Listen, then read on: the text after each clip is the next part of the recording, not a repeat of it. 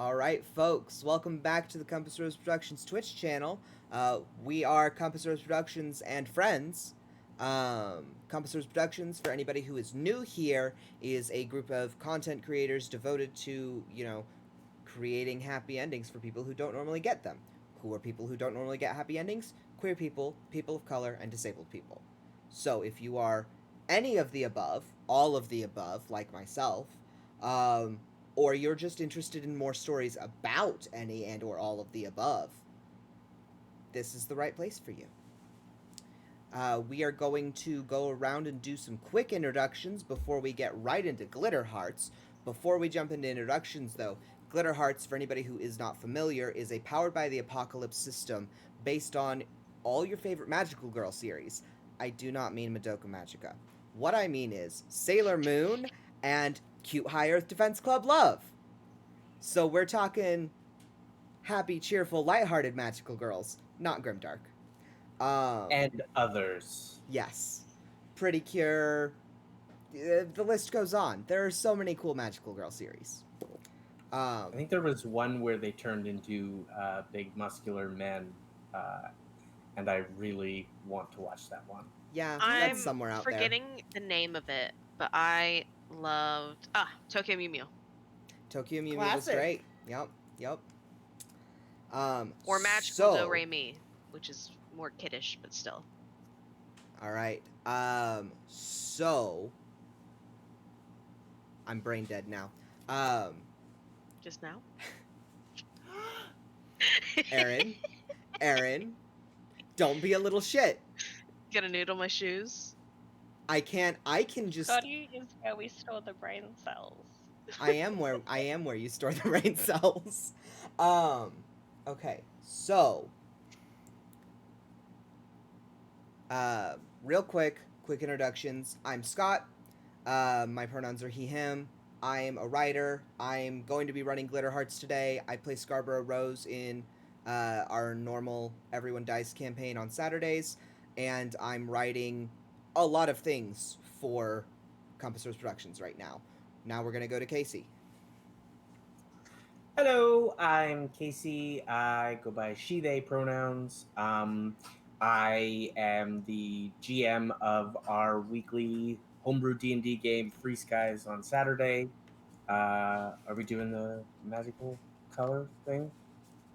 Yes, I forgot to answer mine. Yeah. If I were a magical hero, my color would be pink.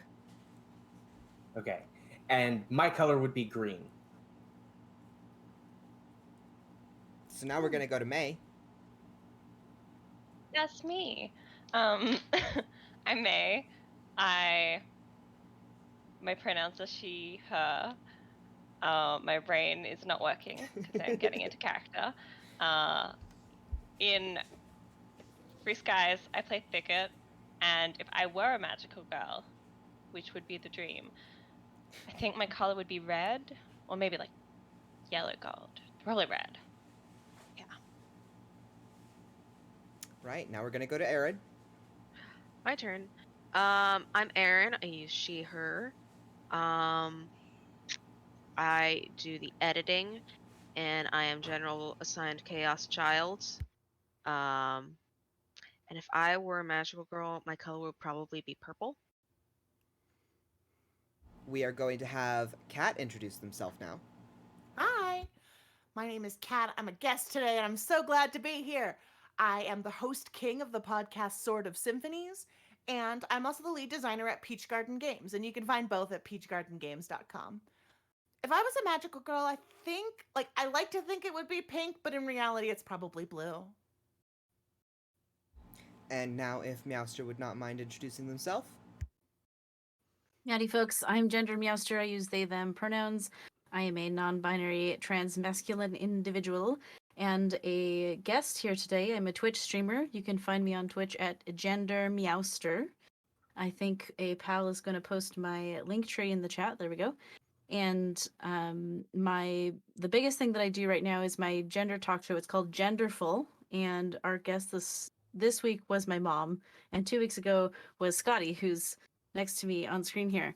So If you would like to catch those VODs, follow the link tree, check out the YouTube for VODs, but the live streams are on Twitch, and you can also find me on anywhere you find your podcasts for your phone or whatever device you listen on. Yep. It's really nice to be here. And if I were a magical being, magical persona, I would be purple, and I don't know what that means because I just chose Purple my is favorite usually color. like cool and aloof and more experienced than the rest of them. Mm-hmm. All right, I'll take it. So what do you think green means then? Green Green is is usually grounded, usually. yeah, very steadfast, pretty reliable, Loyal. Okay. loyal. All right, and without too much further ado, we are going to get going on our Glitter Hearts one-shot, which I haven't revealed the name of this one-shot to y'all yet, but I'm calling it The City Drained. So, it's a normal day in the big city. You're all relatively new. You've been magical heroes for a little while, either where you were living before or upon your arrival in the big city. But you're pretty new here. You don't really know each other yet, and you've never worked together as heroes before. So what I am going to do now is I am going to have everyone, and we're going to start with Casey again and just go around the circle this time.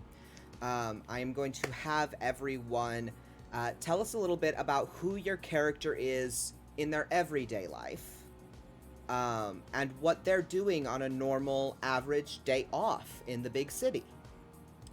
So, Casey, if you wouldn't mind starting us off. Yeah. So my character's name is Harper. They go by they, them pronouns. Uh-oh. Uh-oh. My audio broke. Hold on a second. I don't know why my audio suddenly broke. Sorry, give us just a second, folks.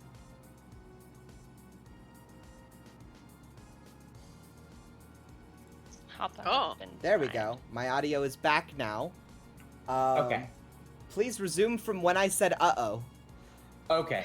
So Harper, they, them pronouns. Everyday identity, they are a boxer.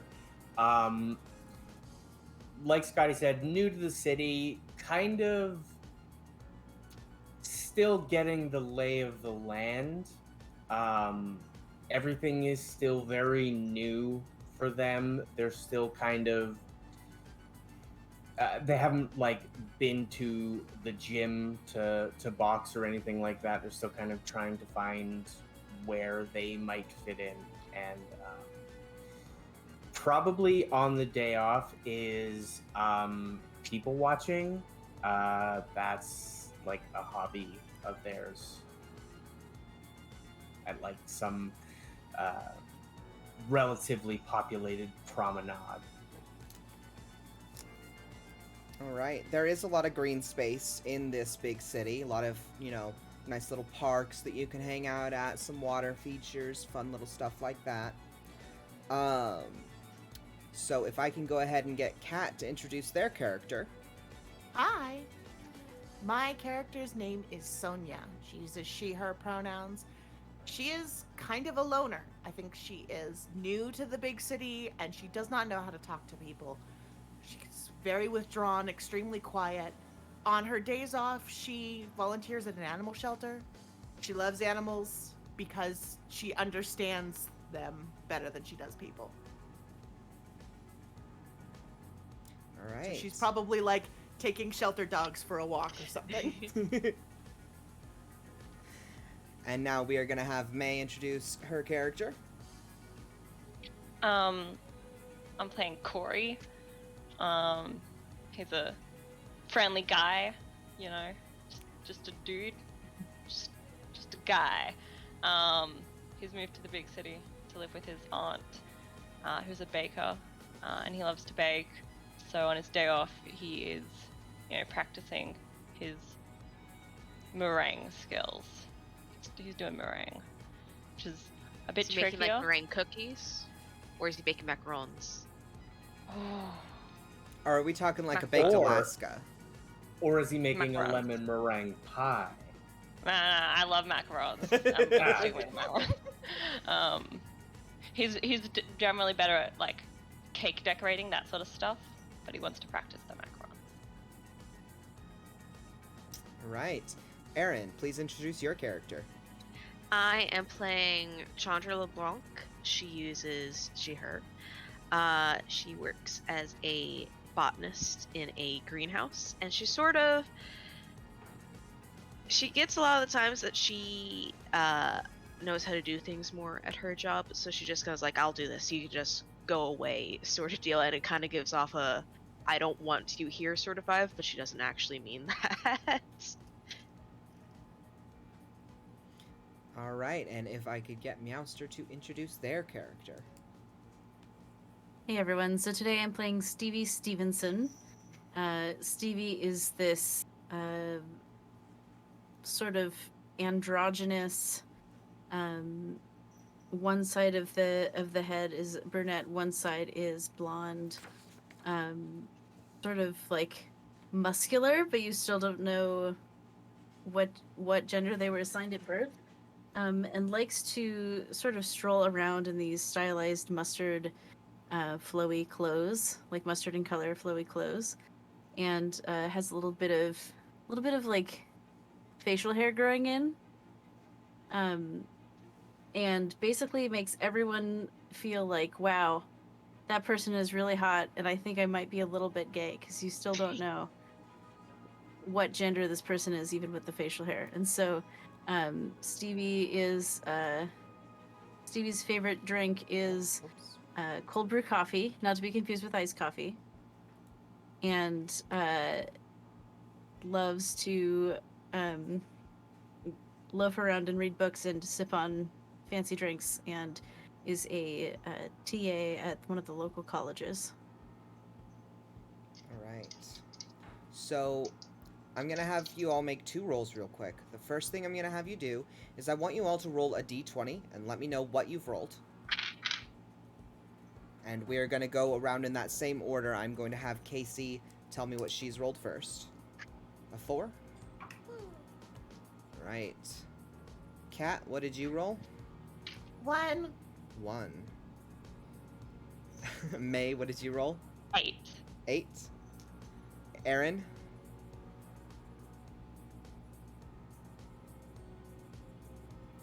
I think that's a 19.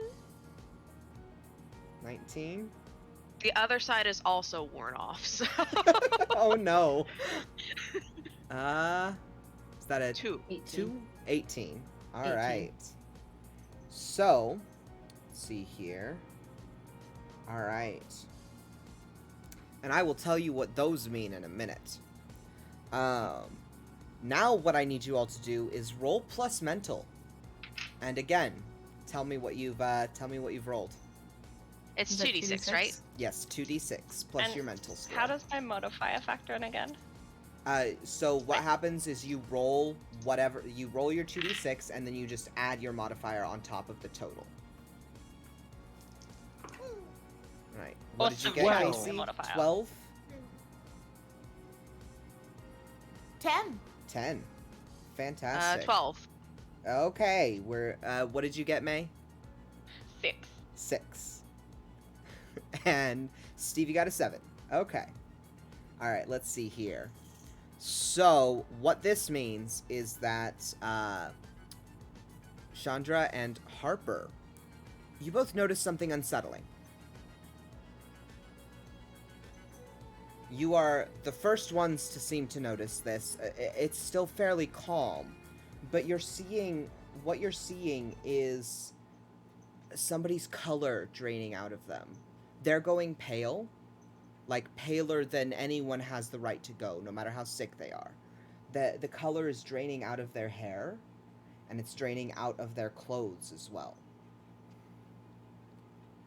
And you know what that means. You know that means that something is draining their emotional energy and turning them into a husk. So, as a husk, they are going to be reaching around to anybody who still has emotional energy and trying to drain it for themselves because they're empty This is what you two have noticed. Now, Stevie, I would like you to re-roll your mental roll, because you are actually very close to Chandra right now. I got a 4 minus 1 is 3. Great. You still have no idea what's going on. You'll figure it out later. So, Harper and Chandra, you've noticed these husks. What are you gonna do?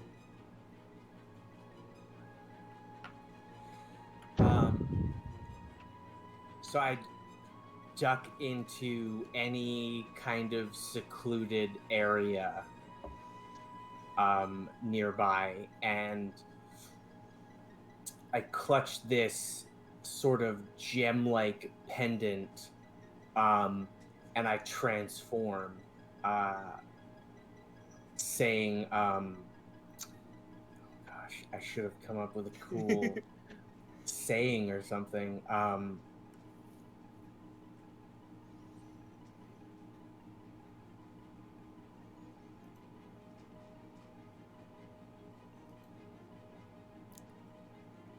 It's alright if you can't come up with anything. Yeah, I will transform, and this metallic sort of armor forms up my left arm, but doesn't go any higher, and they will pull up a sort of mask that covers their face, and like pull down some goggles, and then basically jump out and assess the situation. Alright. Chandra, what do you do when you notice this husk? Where are we when I notice this husk? I would say you're probably out in a fairly populated area. I don't want to get too caught up in details. But you're probably out in a fairly populated area, probably somewhere near the university in the big city. Okay, I would like to hop down into a bush that I could find nearby. Mm-hmm. And I would like to take out my orchid out of my pocket, and I sniff it, and as I smell it, the magical girl transformation takes over, and I am in a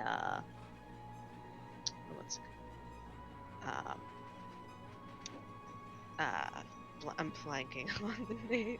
Almost like a jeweler's outfit, and almost completely white with slight green accents, and in the breast pocket of my vest is the green orchid with a white mask over my face. Alright. So, the two of you have transformed. You are nowhere near each other right now. But you have transformed. And there are husks slowly turning on the other citizens who are beginning to panic. Stevie, at this point, you have noticed the husks. Chandra and Harper are each going to have a chance to do one more thing before Stevie gets a chance to react to the husks, though.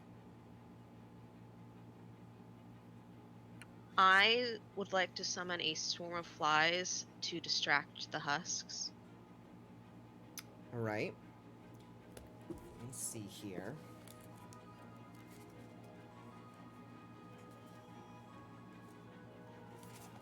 I believe that's a mystical swarm of roll. flies.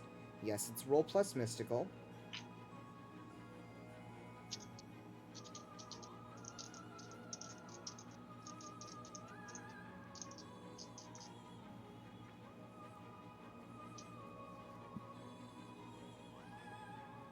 So I got a 10. Got a 10. So, here's the big thing, right? On the one hand, on a 10 plus, your swarm is supposed to complete the task successfully. However, the husks are drawn to emotional energy. And your flies don't really have emotional energy of their own so much, or at least not near as much as the people around them. So you are going to successfully distract some of the husks, but not all of them, as more people become husks around you. Harper, what action would you like to take? So I will unfurl my weapon from my arm, which is this long. It looks almost like a cloth.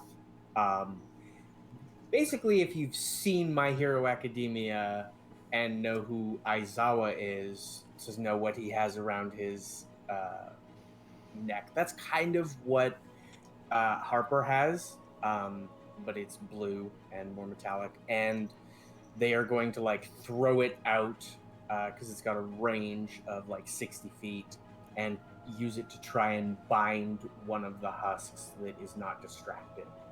Okay. Hello, cat. Thank you. Hi. I did not mean cat. I meant the cat that just jumped into my lap and is now leaving. Okay, goodbye. So I have a question for you about this binding weapon of yours. Mm-hmm. When it binds, does it all stay like attached as one piece, or does a piece of it split off to restrain someone? No, it's all like one piece. So like Okay. it would like wrap them up, and I've got the I've got them Okay. held. So in that case, you are going to be rolling.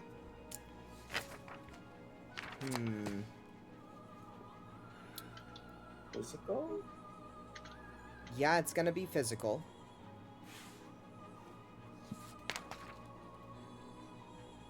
Yeah. Go ahead and roll plus physical. I got 10. So you do successfully restrain this this husk. What are you doing? Can you not be a little shit and harass me while I'm trying to run a game? Goodness gracious. My cat is in bastard mode. I mean, aren't we all sometimes? Apparently. Alright, so Chandra has distracted a couple of the husks near her. Harper has managed to restrain one of the husks near them. Stevie, you see this green magical girl summon forth a swarm of flies in order to distract some of these husks. What do you do? I think Stevie would also do the transformation. It seems like all the cool kids are doing it. So the bottom of their mustard flowy clothes kind of curls up, and it's like it's almost like you're seeing it's like the pistil or pisti, whatever it's called, of a flower is that same yellow mustard color.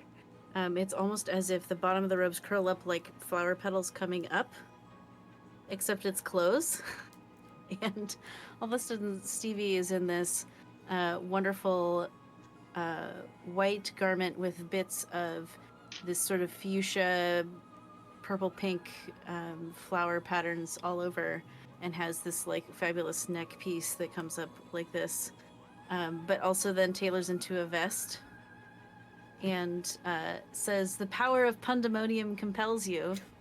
And Pandemonium is Stevie's deity.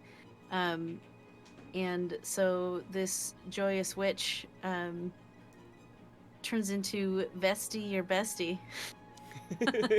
Stevie Stevenson to Vesty, your bestie.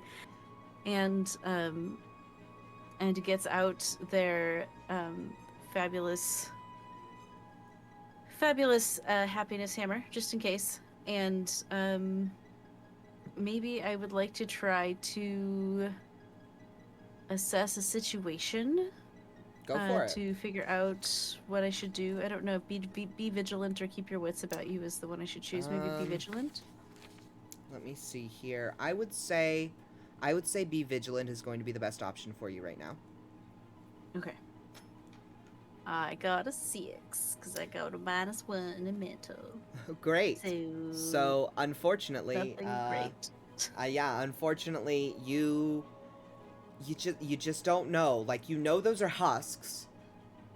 About all you know is what you knew before. Those are husks. There's still people in there. You can heal or restore them if you fix whatever has made them a husk. But Mhm. that's all you know, is what you knew before. Great, but now I look fabulous. Yes, you do look fabulous now. So we are going to skip over to that was Stevie. We are going to skip over to Sonia, who is the next to notice the husks. Oh dear. Sonia, you're actually not too far from Harper, who just transformed, of course. So you notice the husks at about the time that you notice this other magical hero arrive on the scene. And you know what everyone else knows. Those are people in there. They've just been drained of their emotion. Okay. What would you like to do? First things first, we tell everybody that we're walking to sit. Urgently. Parker, sit. Hoops, sit. Hewlett Packard, sit. And the next thing Sonia is going to do is, I'm not the only one who did a flower thing, which is great. She raises both her hands, palms up above her head, and shouts, "Let love blossom!" And a little rose of pink light appears in her hands, and then the flower petals scatter all around. And when they clear, she's wearing like a hot pink tailcoat with like tails down to the knees and white leggings and just like thigh-high pink boots. And her hair has become long and pink in these big ringlets. I want to say I have a cape that's like one of those side shoulder capes. Oh yeah, we're revolutionary. We're looking great. Utana, right here, ready to go. Oops, you caught me. hey, I was thinking the same thing. It's not shocking pink, it's a rose, and it's a nice color. I picked it. And this is Rose Solitaire, everybody's favorite hero. And then she's going to stand between the husks and the dogs, and she is going to she's gonna fire a warning shot at them with Cupid's arrow. All right. She knows they're people. She's not gonna hurt them, but they do have to back off right now. Fantastic. So, since you're not trying to strictly attack them, I want you to go ahead and roll plus physical for this. Something I'm normal at. Okay. That's only a 5. Oh Not no. good. Well, I didn't roll well. unfortunately, the warning shot doesn't work. They're still advancing towards any people whose emotions are still there, and you've got a small horde of them near the two of you at this point. Probably about a dozen or so husks in your area. And, I mean, everybody who still has their emotions, they're just running. They're booking it. So now we are going to go to Corey, who unfortunately is off by himself and has finally noticed, after 6 or 7 people became husks, that people have been turning into husks all around him. Look, I was really focused on my baking. It's intricate work. Look, when you're baking outside, there's all sort of things you have to worry about. It's true. It's true. But there are husks around you. You have noticed them. What do you do? I say, magical powers, go! And I transform. So what does it look like? I think it's very flashy. There's a lot of bright lights. So we're looking at the Precure beam of rainbows. And then he comes out. He's wearing like suspended, like overall shorts. You know, like the suspenders. No shirt underneath, and like a capelet over the top. So just the suspenders, the shorts, and then a capelet covering the top half. It's a look. We've got a himbo here. Maybe, yeah. He has no thoughts. So yeah, not a plant theme, but like a fun lumberjack theme, I guess. That's him. And he will run towards the danger. I guess looking for anyone who's in trouble. All right, so I want you in that case to go ahead and roll plus mental.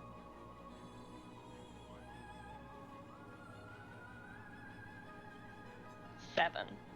All right, so you do spot a few people in danger, and you manage to lead them somewhere away from the husks at least. But you know that, like, with this many husks, there's a greater threat. There is something draining them. So, if I could get everyone to roll plus mental again. I'm so bad. It's all right. You're going to get where you need to be. It's just going to take a little longer. 3. 6. Okay, we are going to start with Casey and go around in a circle. Casey, 4. 4. Great. Kat, 9. 9. May, 3. 3. Aaron, 6. And Meowster, 5. All right. So, this means that Kat, Sonia is the first one to notice that the husks seem to be coming from a direction. This draining effect seems to be coming from a source, and it's toward the center of town. So you can see this trail of husks that is radiating outward from town, and you know that where there are husks, there are emotional constructs created from the emotions that were drained from these husks. This is, of course, something that you all know. But Sonia is the first one to notice where they must be coming from. She picks up the leashes again and shout, "Let's go for a run!" and just takes off in that direction. All right. Just like barreling past husks. So how this is going to go now is, in this order, Aaron, Stevie, Harper, and Corey notice this pink streak heading through town with yapping dogs at her heels. Harper and Hoops are big, but I think she has to carry Hewlett-Packard. Okay. So there's this pink streak racing through the city toward the center of town with yapping dogs at her heels and another yapping dog in her arms. And this is what you all notice. So, in the order that I specified, which was Aaron, you notice first this pink streak heading towards the center of town. What do you do?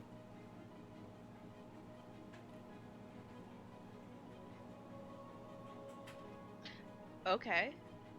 I'm gonna get my wings out and try to carry someone to safety. All right. I need you to roll. What was it? A physical roll to try and carry someone? You know that thing that I'm not good at? Yeah. So go ahead and roll physical.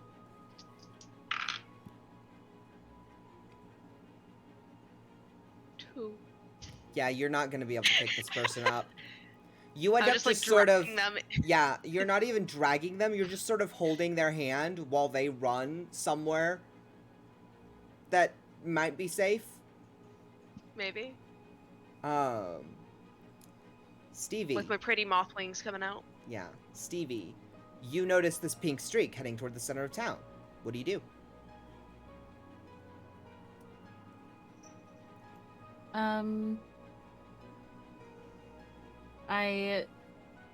On the other end of my hammer, the handle's a little bit longer than you expect, and the other end is a broom.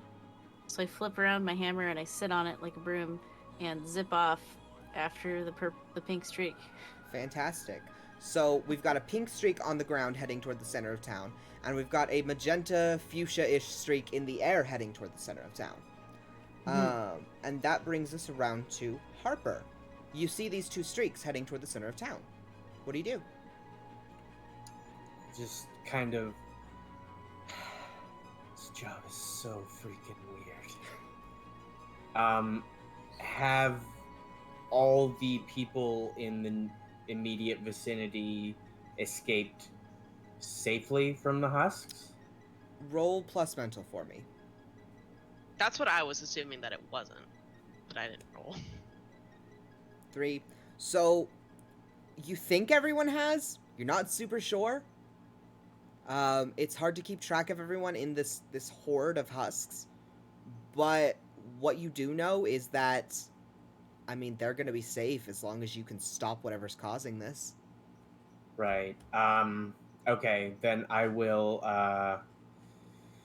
retract my weapon. And I should have specified I'm blue in color when I transform and stuff.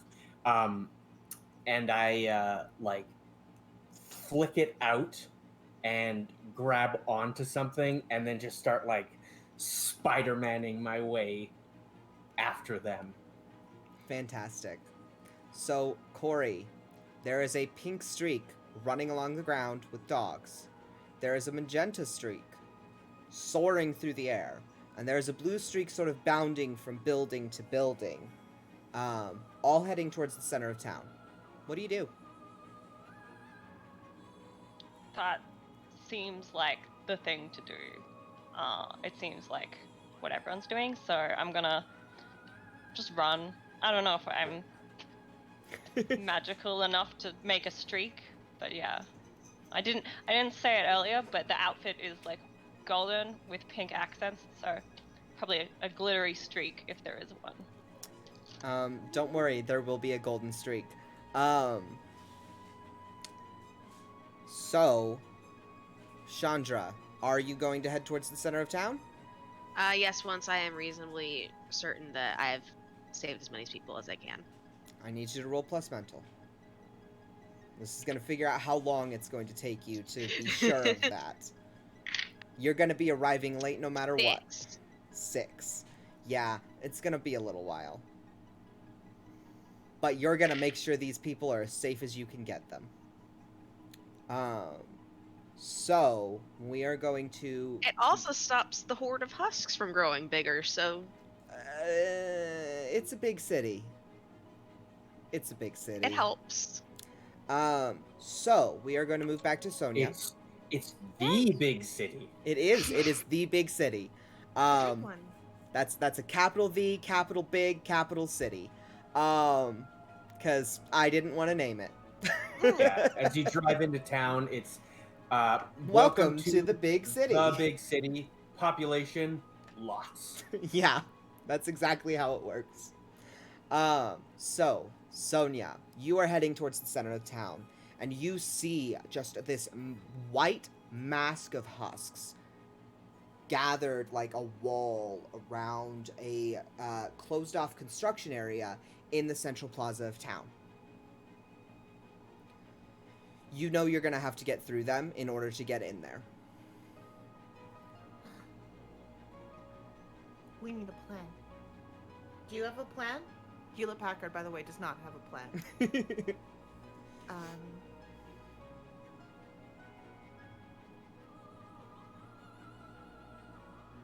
A distraction. A distraction. A distraction is a good plan. How would you like to distract them? Or would you like to take a second to roll plus mental and see what's around you that you might be able to use? I would like to take a second to use my brain. The most powerful magic of all. The human mind. 10. 10. All right. So you stop. You take a look around, and you notice that there are other magical heroes heading towards you. That can be very distracting. You think, if you wait just a hot second for them, the four of you might be able to put something together. Or they will be a distraction and I can get in on my own. Or that. What a good plan I've come up with. So she's gonna try to find a safe place to put Parker and Hoops and Hewlett Packard, so that they're not getting involved with the husks. So, because I don't want any animal injury to happen in this show, I'm going to say that there is, very conveniently, a little kennel nearby. Like, as in a full-on dog, boarding place, and you can just tuck them into appropriately sized kennels. Yeah. And there's treats there to give them Yes, all. there are treats, there's water, they are safe and happy. There are also toys, so they're gonna be fine. Good. And as she leaves, sorry about what Parker's gonna do to your toys. All right, so I believe it was Stevie is the one who's going to be next to arrive. Stevie, you see this horde of husks around this this walled off construction area in the center of the city. Is there anything that isn't husks that appears to be making the husks? You don't see anything just yet. Well, that feels empty. Puns. Great. I will ride my. I will ride my broom somewhere heroic and fabulous to. Maybe I'll try to see if I can convince the husks, to chill out and get in touch with themselves. All right. Go ahead and unless there's a specific move for this from one of your playbooks, I want you to roll plus emotional. Would touch their hearts? Is that what it is? I was thinking touch their hearts, convince someone, or rest and relaxation. So many options.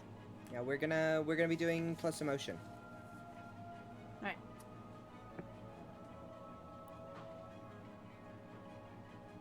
Nine. All right. So how this is gonna work is you do manage to get the attention of a fair chunk of them, and some of them start slowing down. And there's this nice ring of green area around this construction zone. It's like this big park. And they find a couple of trees, and they settle down against the trunks and take a nap. They're tired. Nice. So, you've I will managed to continue to get some of quietly them fly over to go them. to sleep. We'll continue to probably quietly roll fly over. another couple emotional checks later to see how much of the horde you manage to disperse in this way. Okay. However, at this point, we are going to move to Harper, who is the next to arrive. Harper, you see Stevie flying around, trying to disperse these husks and send them to sleep. Do I see anyone else? Sonia is there, but I'm not sure if you would see her right off the bat, given that she seems to be hanging back and waiting for you all to distract the husks so that she can take her opportunity. Okay.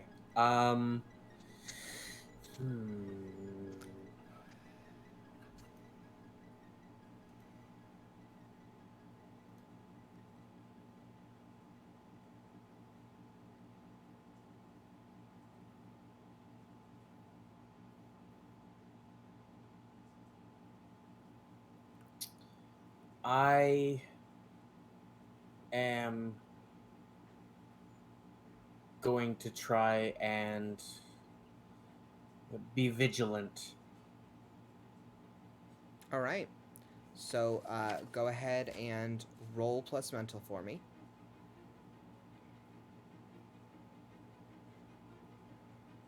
7. 7, all right. Um,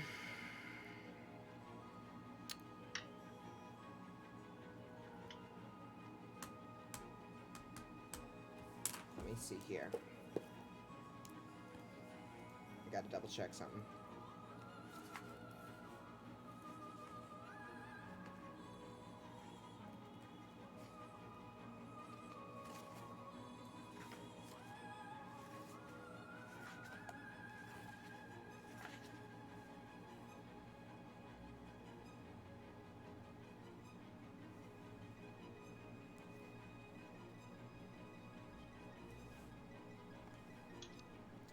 All right. So go ahead and it doesn't. The book doesn't tell me exactly how this works, but I'm gonna say go ahead and choose 2 questions from the list for Be Vigilant and ask them. I thought it was just 1. It says hold 1, and hold 1 is different than asking a question. Oh, okay. I would like to know if there are any dangers that I haven't noticed. And you get 1 more question as well. And what's my best way to protect the area or victims here? All right. So, dangers that you haven't noticed, you know that there are emotional constructs nearby. They have to be on the other side of that wall. You just got to get in. As for how to best protect the area or the victims, well, the victims are the husks at this point. There aren't any people with emotions left except for you and the other magical heroes. So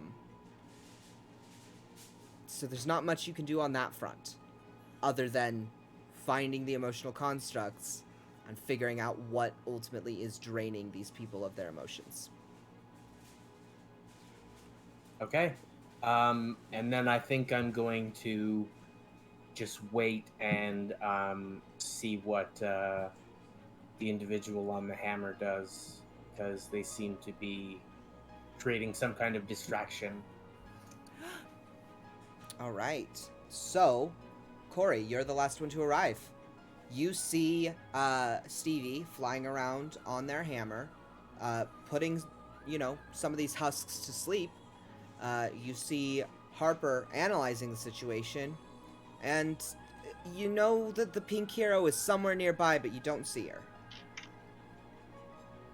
Are the husks will they attack me if I go near them? They do want your emotions. They can't have them though. I need them. Hello, You pup. do need them. That's my pup.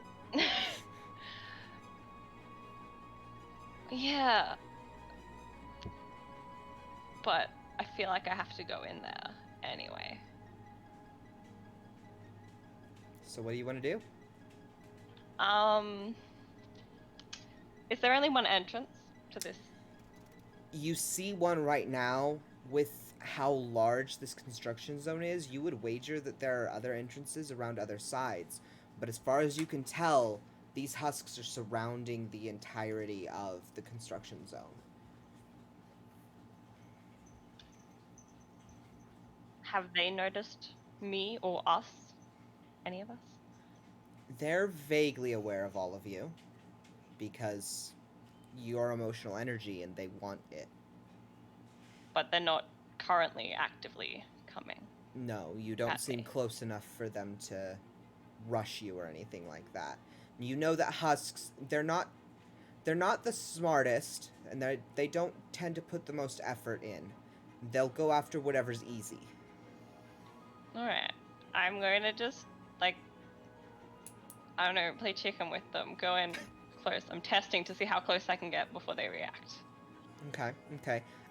So I would say you're gonna roll plus mental. That's a 4. Great. You You aren't sure where the line is, but you know that they're paying attention to I you now. crossed it somewhere. So now there's Oh well. a chunk of the husks have broken off from the horde to follow you as you wander back out. Cool. That's helpful. Can I go ahead and You're get welcome. Stevie to roll another plus emotional for me? Ooh. 13. Nice. Okay, so you get a significant chunk of the horde at this point, and you watch as this significant chunk, it's a couple dozen people, wanders away to go take a nap, and the horde thins as it fills in to close the gap around this door that you have just opened up. Sonia, this is what you were waiting for. Yeah, I make a dash for the wall. I need you to roll plus physical for me. Okay, so that's the green one and the red one. Ew. Woo! Wait, do I have a negative? Give me a second. The woohoo was preemptive. I do not. Woohoo! 11. All right. You do manage to make it through the door before any of the husks grab you. Stevie, Harper, Corey, you all see this pink blur rush in through that door. Can I want to follow the blur. Yeah, I want to follow the blur. I need you both to roll plus physical. Stevie, would you like to do the same, or is there something else you want to do? It might actually. I'm torn. One part of me wants to stay and keep an eye on those who need to be soothed outside to sort of cover the backs of the rest of the team, and also I don't want to split the party on the GM. I mean, the party's already split. Chandra's gonna be arriving late. Like, late. Okay, maybe I will stay outside to do some crowd control, so when Chandra shows up, there is support, help, and cover for Chandra. So that Okay. is what I will do. All right.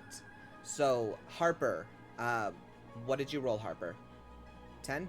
All right. You also make it through the door before the horde closes in around you. Corey, what did you roll? 9. 9? And you also just barely make it through that door. And the horde closes in around the door. It's a much smaller horde than it was before, thanks to Stevie's efforts, but it is still a horde. And I will get to what you see in just a minute. Chandra, you are now finally arriving at the center of town.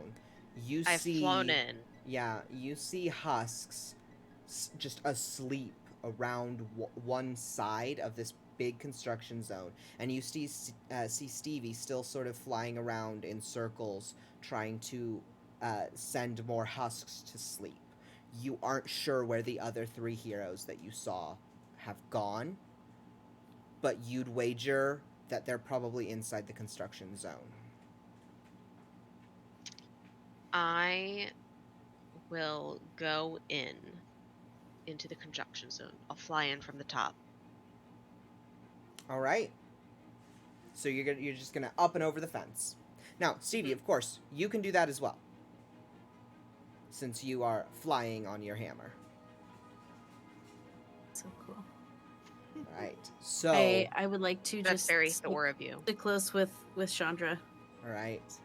I want to be a team of 2 and stay close together so that we have each other's support. Air support. What are our colors together? One is green, one is fuchsia. Yeah, so Nice, gender nice. genderqueer colors. All right, and this is roughly the halfway point-ish, sort of, narratively. Maybe not time-wise, but narratively. So we are going to take a quick break here so that people can get water, get food, hydrate or dihydrate. Don't make me noodle your shoes. So we're going to take about a 10-15 minute break for folks to get snacks and water, bathroom breaks, everything that we need to do, because we're still human beings. We do And need let to my take dog breaks. out. Yes, He let wants your to go dog out. Take care of Snickers. Tell him that I love him. It's very important. All right. Nothing. But yeah, we will see you all in about 10-15 minutes.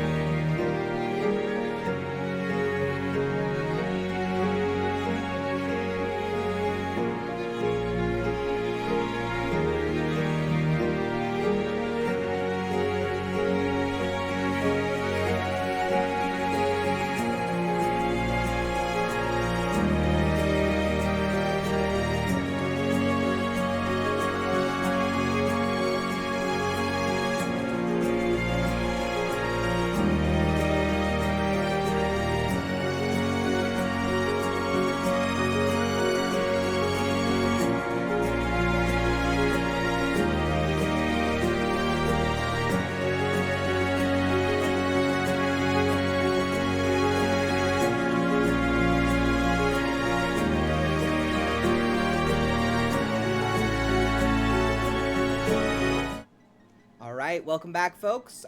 We are once again back on the Compass Rose Productions Twitch channel to play more Glitter Hearts. Anybody who wasn't here for the very beginning, Glitter Hearts is a Powered by the Apocalypse system. It's super easy to get into. It's honestly really simple to build a character in this system. I had to pin Erin down by her toenails to make her character, and it took all of 5 minutes. It's really easy. So, we are playing a one-shot that I call The City Drained. We left off with the 5 heroes bursting into a construction zone in the center of town. And that's where we are now. So, this construction zone, as you all enter, is filled with yet more husks. And interspersed with the husks are a couple of individuals who look like people, but they are just doused in a single color, each of them. They are doused in blue, or red, or purple, or pink. They are all doused in one single emotional energy color. And you know that those are the econs. Those are the emotional constructs. They are joy constructs, which we're not going to abbreviate like I wanted to for legal reasons. They are joy constructs. They are sadness constructs, love cons, fear cons, anger cons, hope cons, desire cons, disgust cons, and trust cons. Which, for those who recognize all of those are the emotional connections available to magical heroes for this game. This was why I was strict about everyone choosing an emotional connection and not an elemental connection. So, this, as I said, this construction zone is filled with husks, and there are also various emotional constructs scattered throughout. In the center of this construction zone is a mostly completed outdoor amphitheater. And the outdoor amphitheater is currently shrouded in a dark miasma. You're not going to be able to get into it yet. You aren't super sure what that dark miasma is, but when you've encountered it before, you know it's only gone away when you have defeated the emotional construct powering that dark miasma.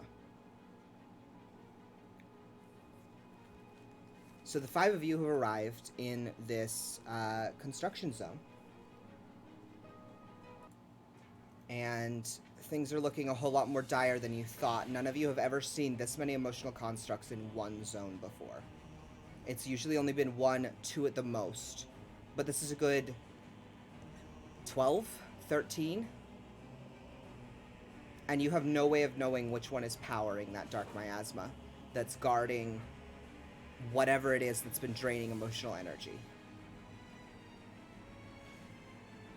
So, who wants to go first? What do you want to do? How do you want to handle this? You say in the past the econs, the emotional constructs, have been the ones that created these miasmas? Yes, that's, you know from past experience that at least one of the emotional constructs has to be the one creating that dark miasma. You don't know if more than one can do that. You don't know if you need all of them, but at least one.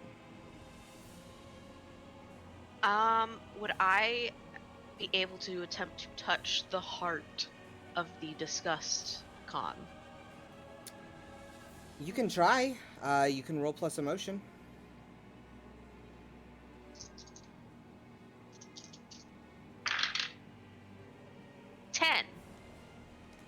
Alright, so on a plus 10, all team members gain plus 2 ongoing against this target, which ends if the target takes damage.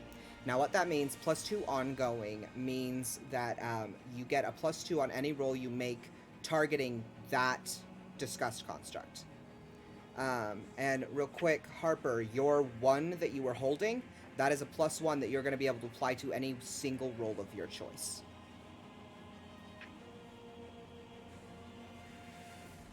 All right. So, I'm going to say that what happens here is you all realize, excuse me, Chandra, you reach out and touch this, like, emotionally touch this discussed creature, reaching out with your own magic that you've been learning to harness over the past few months that you've been a magical hero. And you reach out and you just touch this discussed construct, and you cause it to lose its form a little bit. It expands and it becomes a much larger, almost plant-like thing. Still bright green, glowing just furiously, and immediately catches everyone else's attention. So you all see this bright green, huge plant thing glowing in the middle of this horde of husks. I would like to just say to myself, I haven't been doing this long, but if I've learned one thing, hit the glowy thing. And I want to clash with the construct. Great. Go ahead and roll plus physical for me. I have a thing as the boxer. I get, I think it's +1 to clashes. Okay, so you get +1 from that. You get +2 from Aaron's touch their hearts, and you also have that 1 that you're holding that you can apply if you want to. Yeah, okay, so +2, so I have a +5. So that's 10 overall. All right. So, you get to choose 1 extra effect. You both do damage to each other. You do damage equal to your weapon damage or your physical rating in hand-to-hand combat. And then you get to choose 1 extra effect from the 10 to 11 list, which is take +1 forward or give +1 forward to another hero. And that +1 is you would immediately use that +1 on your next roll.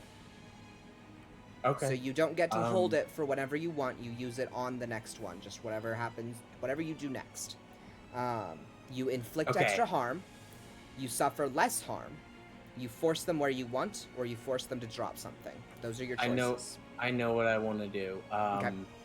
I want to lock eyes with the himbo. I'm blanking on your character's name. Corey. Corey. I want to lock eyes with Corey and, like, you know, like, make a motion of, like, follow it up. So I'll give Corey +1 forward. Great. All right. So, Corey, what do you do? Oh, hold on. I have punch to. it. Punch it. I need to double check something. So you are going to roll a clash check while I figure out how much damage Harper is taking, and I need Harper to tell me how much damage they deal. It's how either, do I do that? It's either your weapon damage or your physical rating in hand-to-hand combat.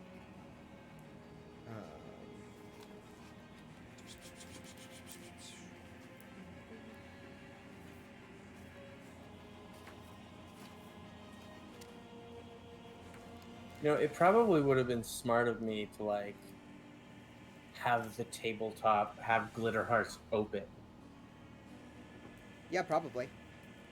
All right, so you are going to take 2 damage because unfortunately, this individual does the Disgust Con does deal wounding attacks.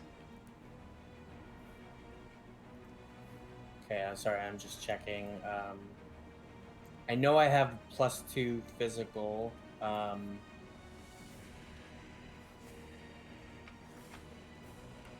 Okay.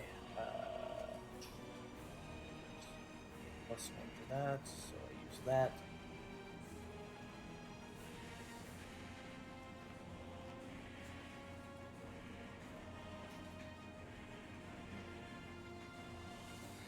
Yeah, I did use my weapon, because it's like just part of my arm, basically. Yeah. My weapon doesn't have any like additional damage. It What does stun. is?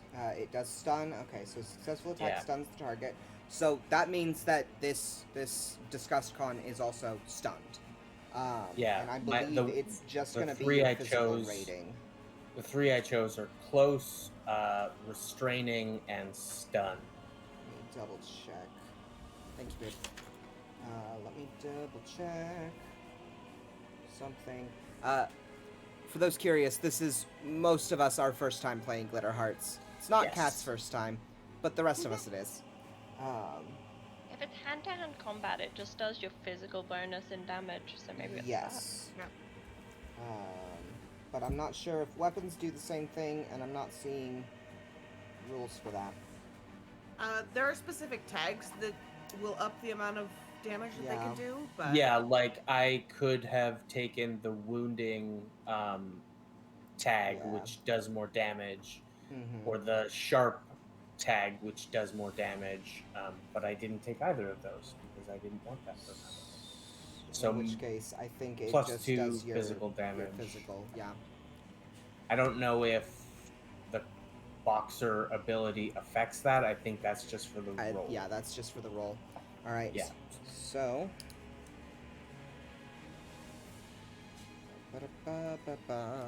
All right. Corey, what did you roll for your class check?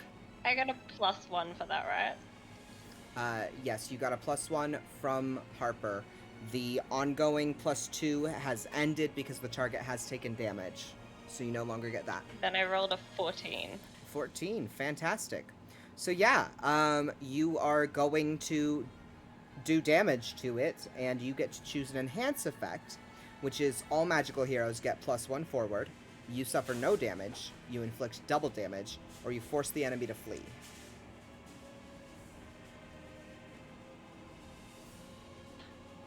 I'm gonna give everyone +1. Yeah. Everyone Fantastic. gets +1. So you are going to take 2 damage. Ow. And I need what's your physical rating? +1. +1, alright. Alright. Stevie and Sonia. Is there anything either of you want to do? I want to find the pink one and kick its ass. Alright, fair. I'm gonna say it's not hard to spot the pink one. So go ahead and roll plus physical. Go ahead and make a class check. I don't have to run up and punch it because I took the love ability Cupid's arrow. Mm-hmm. So I'm going to snipe it Fantastic. with the power of sniping and violence. And this isn't a metaphor about hating love or being unwilling to form connections with others. No. No, absolutely not. Neither is my terrible roll. Oh no. I got a 5. Well, +1, right? Oh, I thought it was +1 against everybody else's target. Nope. No, I think it's That just +1 was just on your next Everyone roll, gets so +1. Oh, Yeah. okay. 6. which is unfortunately not a 7. It's not. So unfortunately, you do miss the love con, and oh, no, I hate the love con. yeah, so you missed the love con, and I'm gonna say you hit one of the husks, but not in a way that is going to permanently injure the person. However, you have dealt a little bit of damage to one of the husks, which is unfortunate. So, Stevie, what would you like to do? I would like to convince the fuchsia entity that that chilling out would be a great choice right now, and stopping any sort of aggressive resource draining activities. All right, so I need you to roll plus emotional. 9. So, let me think here. The Joy-Con, the Joy Construct is going to turn to face you, and it's not going to act, but it doesn't look like it's going to stop entirely. It looks like it's just taking a hot second to consider you.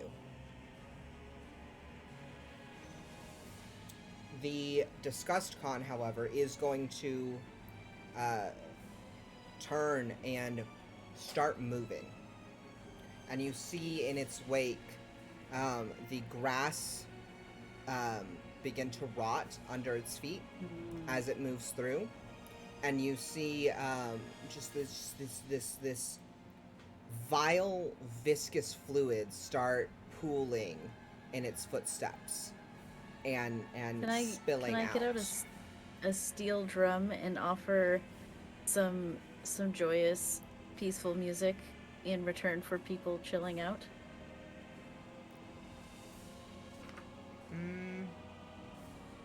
Because it says for monsters and adversaries 7 to 9, they'll do it, but only if you promise them something equal in return. So I'll chill out too. Play the drum. Yeah, the and won't swing my hammer broom at them. yeah, the Joy-Con the Joy Construct is considering you. It's All right. considering you. Well, I'm still on my broom in the air, so I'm Yeah. not phased by the disgusting fluids. All right. So, the Disgust-Con is moving around. The Joy-Con is considering Stevie. The Love-Con is facing down with Sonia. What would you all like to do?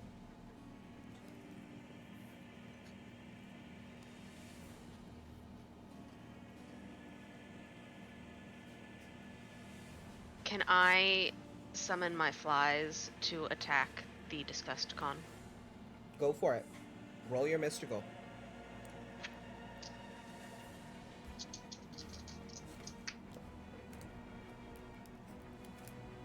$11.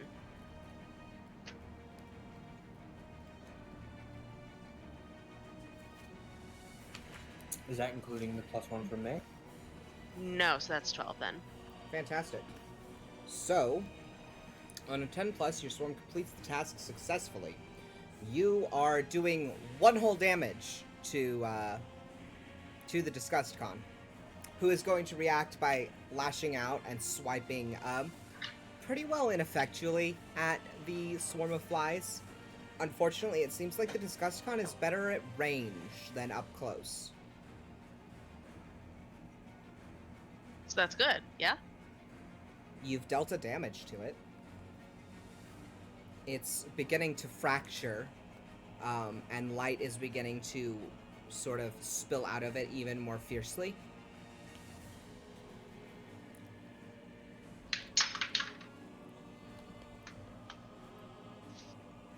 Can I do something? Yeah, what do you want to do? I wanna I think Corey would notice there's a hope one, and we've got similar colors going on, similar vibes. And be like, hey, I get you, you get me. But then this thing's vibe is all off. So he's gonna try and vibe with it to get its vibe back on the right wavelength. Okay. Okay. So you're gonna try and convince someone? Or you're gonna try and Well, touch their hearts? yeah, well, I wanna, because this is a construct of hope, Mm-hmm. and it is doing the opposite of spreading hope. It's Mhm. spreading hopelessness, and I'm trying to be like, hey, babe, this isn't you. Mm-hmm.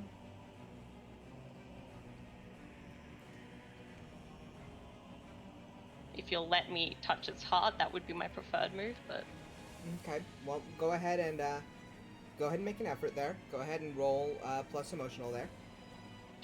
I have a thingy that lets me use a different ability to touch their heart. Okay. Go for it. I touch their heart with my persona, with my confidence in myself. Okay.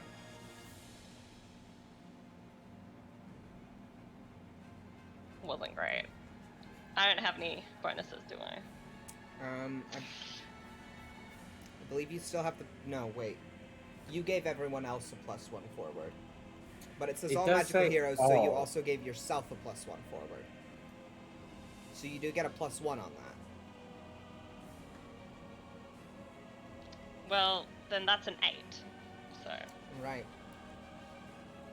So you get +1 forward against that target. So the next roll you make against that target, you get a +1. But that's all you get off of that.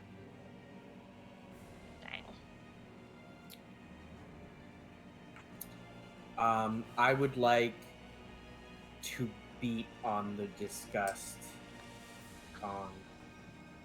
The discon. Yeah. Yeah, I want to clash. Go for it. Again. Roll that up. Because punching things is really all Harper knows. And it seems to be working, you think? 11, because I have the +1. Okay. So yeah, you get to choose one from that list of effects, and you deal your physical rating and damage, and you take 2 unless you choose to suffer less harm.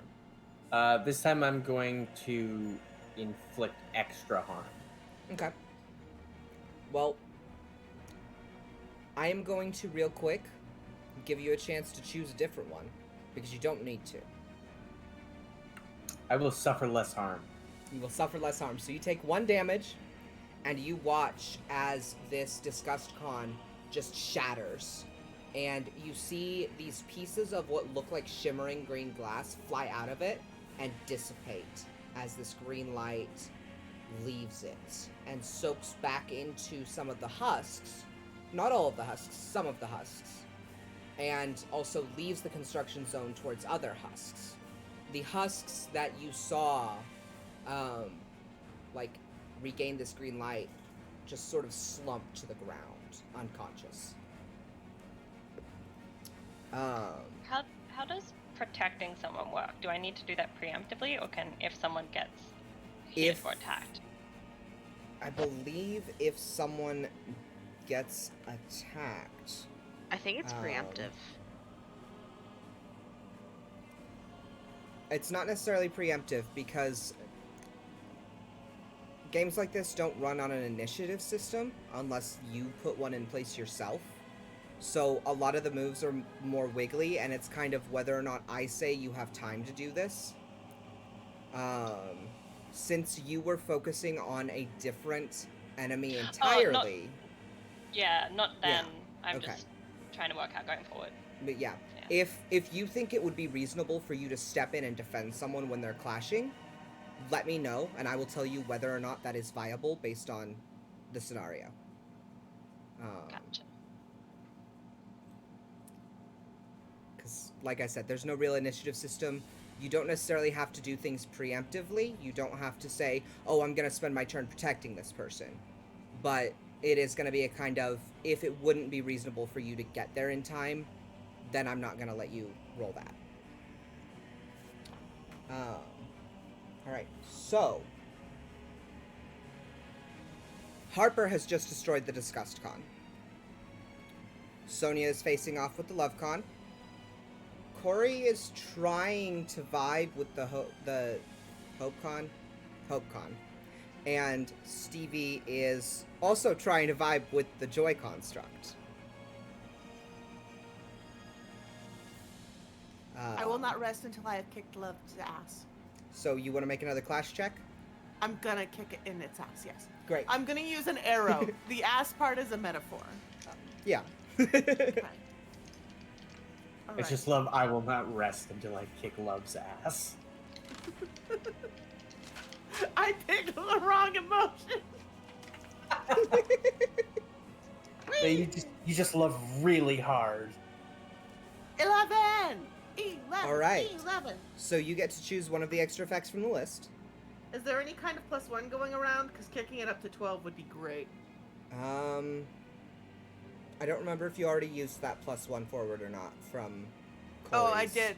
I did, but it bumped me up So- from a failure to still a failure. Yeah. Yeah. Since it bumped you up Which- from a failure to still a failure, but it was +1 forward, you had to use it on that roll. So. Gotcha. Okay. So I would like to inflict extra damage. All right. 3. 3 is the total of the damage 3 I is am the doing. total of the damage you are doing. To the concept of love. Fantastic. So you fire an arrow at this love construct, which immediately whips around to you like it's just noticing you, and gestures at you, and you watch this, like, pink spike fire off at you, and you take 2 damage. Owie. Unkind.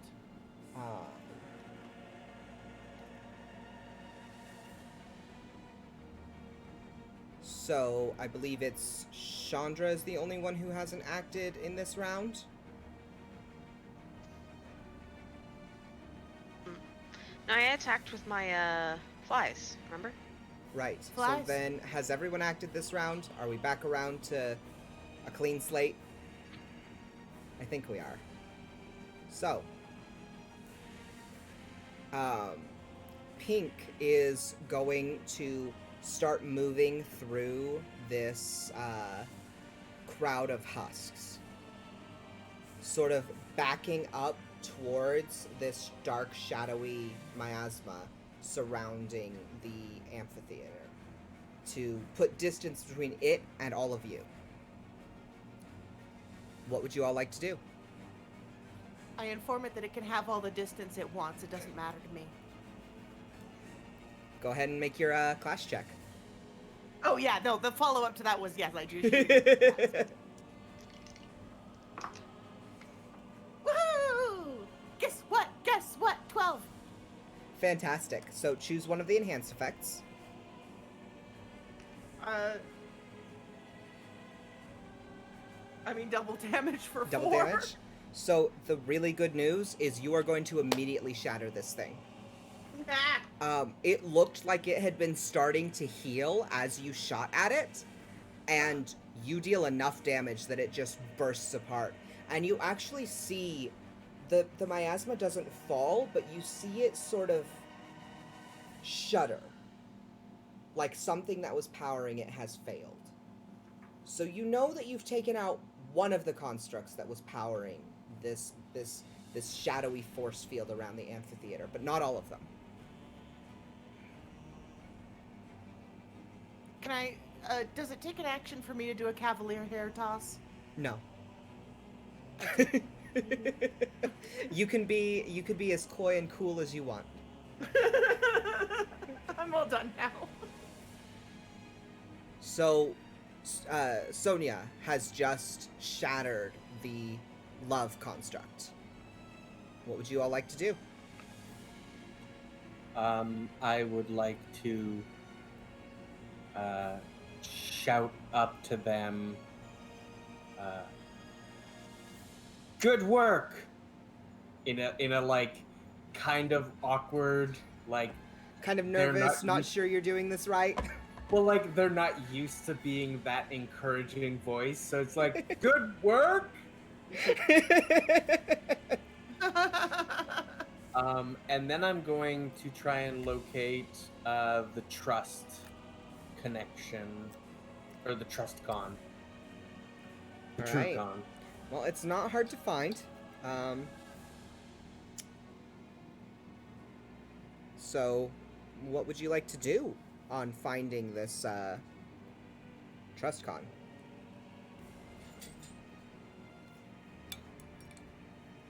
I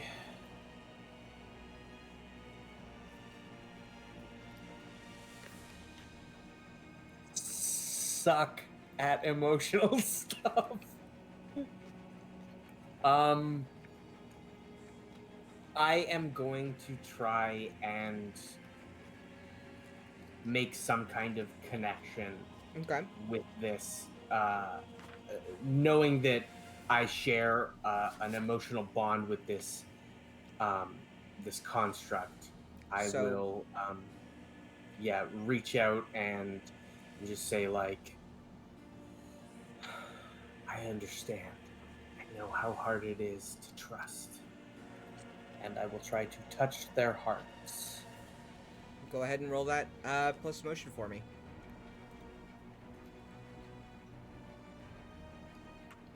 Seven? Well, you do get +1 forward against it, so the next thing you do against that's that target, you get a bonus on. But you do not successfully connect with the trust con, not fully anyway. Next You get the turn is feeling just, that you're "To sort hell of with this. breaking Fuck." it down a little bit, but that's about it. So, Stevie, Chandra, Corey, who would like to go next? How big are these constructs? Most of them are human-sized. Actually, right now, all of them are human-sized. It seems to only be when you start to affect them that they grow and change.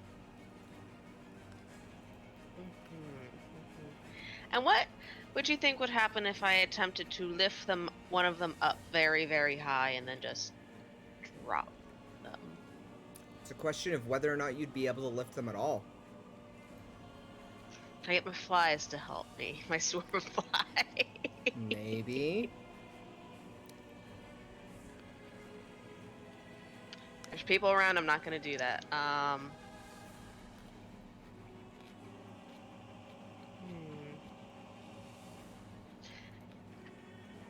What are the other constructs that are left currently? So, what is still on the field is a Joy-Con that is currently being maybe positively affected by Stevie. Maybe. We're not sure yet. There is a Sadness Con. The Love Con has been destroyed. There's a Fear Con. There's an Anger Con. There's a Hope Con that is existing near Corey. There is a Desire Con. We're vibing. The Disgust Con has been destroyed. And there is a Trust Con that is existing near Harper. I would like to attack the the Desire Con with Okay. my flies.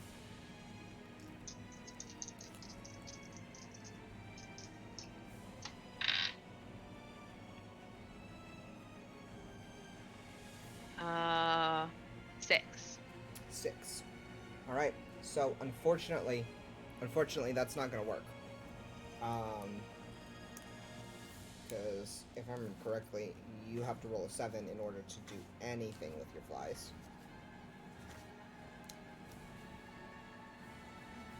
Yeah. So you try to direct your flies somewhere else, and they just sort of buzz around wherever they want, kind of aimlessly, being flies. They're actually really drawn to the effects of the Disgust Con, dredging up all of that gross viscous fluid. They're really drawn to that. So that's kind of where they're staying right now. They like that.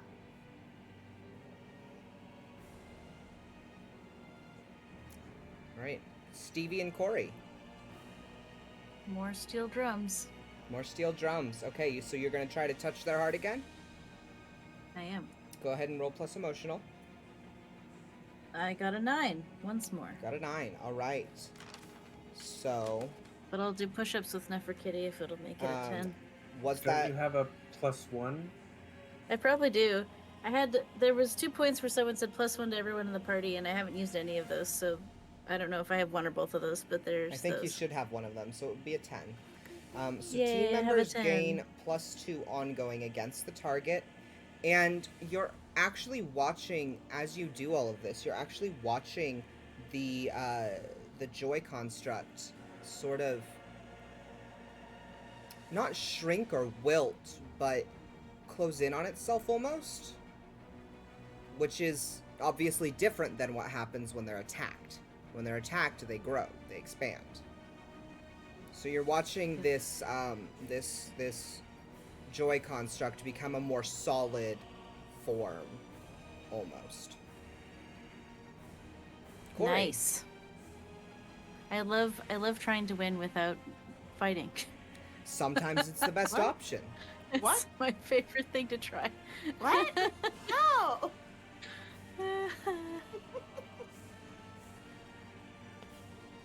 What would you like to do, Corey? I want to lean down to my buddy and go, look, man, it's kind of your job.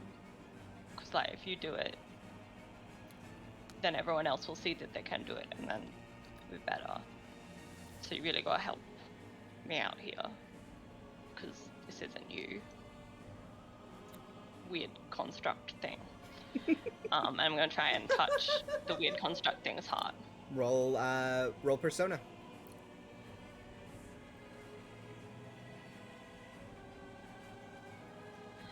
I have a +1 from last time. Mm-hmm. Then that is a 12. Woo! Fantastic. So you watch this hope construct start to fold in on itself, and it solidifies in a way that it hadn't before. And then it just starts shrinking down further and further until these beams of light burst out of it and bathe you in this golden glow. And the Hope Con soaks back into a number of the husks around you and a number of the husks outside of the construction zone, and you watch those husks slump to the ground unconscious. Heck yeah. Heck yeah. Right, and that puts us at a clean slate again. Woo! What would you all like to I'm do? now on defend and duty, so I'm gonna be watching to defend if someone needs it. You know, there's a lot of emotions whose asses you can kick if you try hard enough.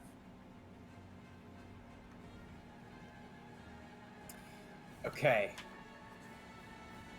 I'm gonna make another attempt to touch their heart. But this time, I'm going to accompany it with an appropriate gesture. And I'm going to de-transform. Okay. And then embrace them. Okay. That's trust. I would like you to try to roll plus emotional. You are going to get a +1 on that for this gesture. Go, go. Oh, but what about the +1 from last time? Yeah, it stacks. Okay, so +2 altogether.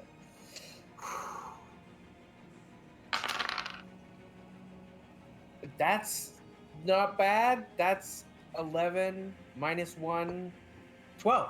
+2, 12. All right. So trust actually soaks into you. You are bathed in this warm like sensation as trust becomes one with you for a hot second.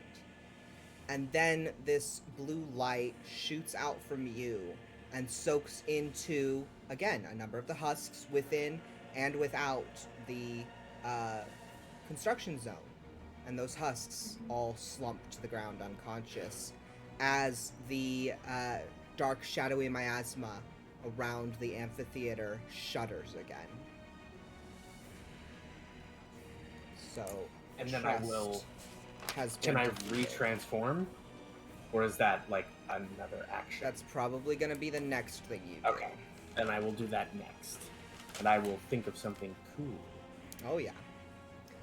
All right. Everybody else, what would you like to do?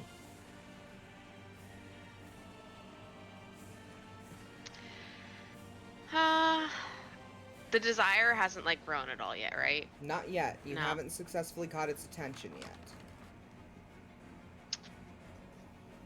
I don't have a connection to the desire one, but I'm gonna try to make one. Let's see how it Okay. goes.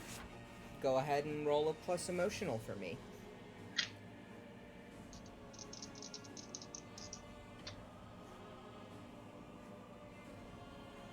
Four.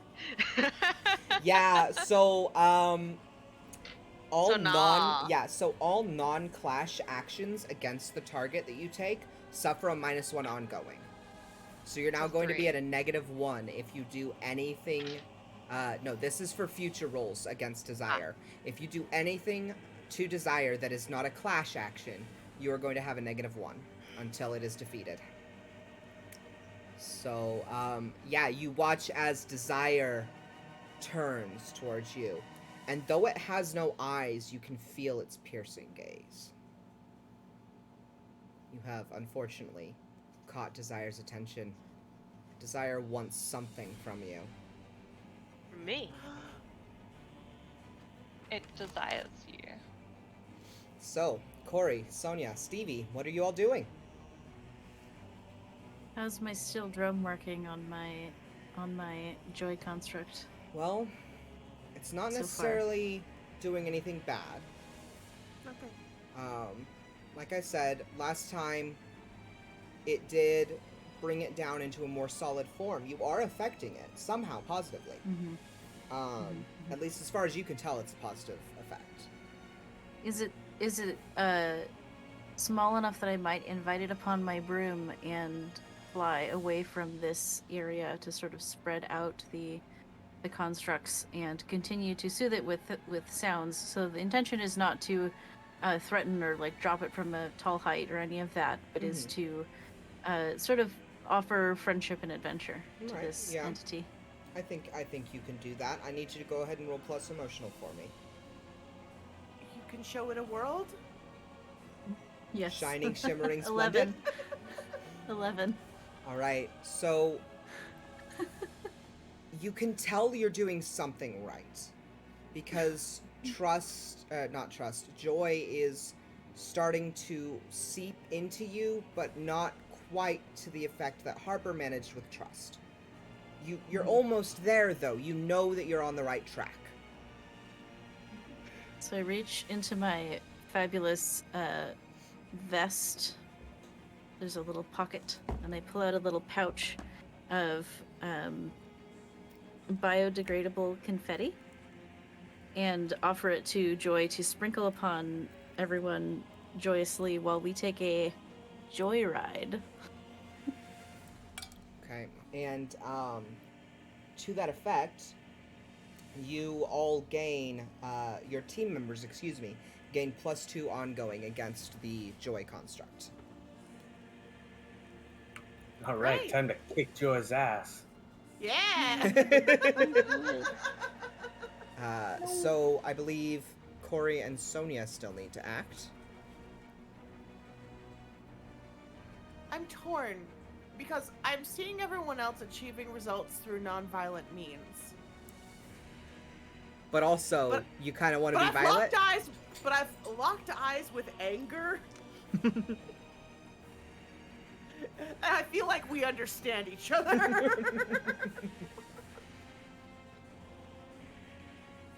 Just do it. If that's what you're feeling. Go for it.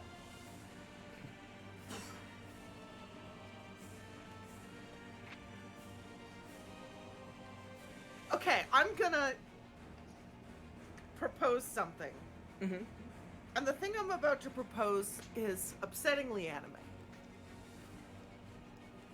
So Okay? there's such thing as upsettingly anime in this group. Good. I'm glad. I would like to roll touch their heart with physical. And I would like this to be one of those I'm dipping into a different genre, but one of those shonen moments where you they exchange blows but they can't land blows and they come to understand each other. All right. Oh, I thought crying. You know wanted what? to physically You know what? touch the heart. I will allow this. Please roll gonna- plus physical for me. I'm gonna demonstrate to anger that I know what it is and I know what it means. With my fists and my rage. And remind us, what is your emotional connection again? Love! Right. Can you feel the love? Whee! Oh no!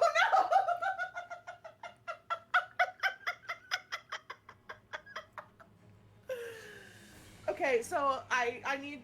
This is why I have to pick appropriate dice, because the Sailor Jupiter dice gave me a 6 and the Sailor Mars dice gave me a 5. Solid. And I have a +1 physical, which makes 12. So yeah. Nice. So yeah. Sorry. It takes almost no effort for you actually to connect with anger. Anger soaks into you, and you feel this burning rage for a hot second. And then this light just exudes from you and soaks into some of the husks, leaves the construction zone, and you see the husks in the construction zone that it soaked into slump to the ground unconscious. So anger has been defeated. Yay! Joy is so close. Sadness, fear, and desire still roam the construction zone.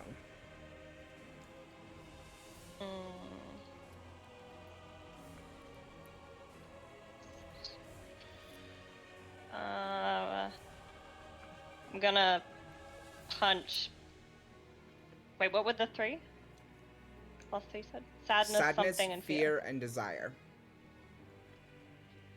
I will punch desire. Alright, go ahead and roll me a class check. 10. Go! So you get to choose one extra effect from the list. You take +1 forward or give +1 forward to another hero. You inflict an extra harm. You suffer less harm. You force desire to go where you want, or you force them to drop something. Unfortunately, they're not holding anything, so there's not, anything helpful there. I will give +1 to Chandra. Because you were there.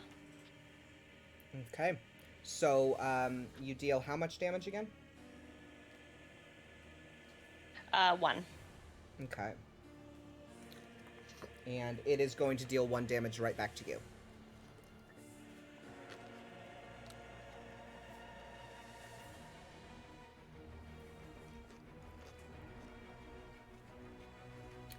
It almost feels like Desire is trying to swat you away because it's so focused on Chandra right now. That's rude. I want to be Unfortunately, it is what it is. desired.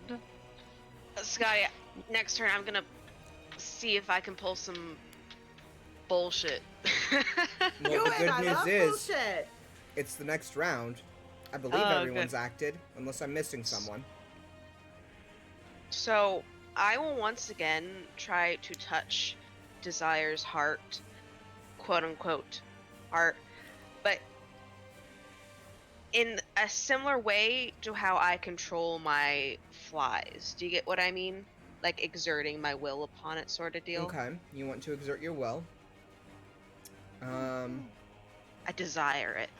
So you are attempting to turn its own desire towards you against itself with your will. Yes. Okay. Would that Now be convincing? you can roll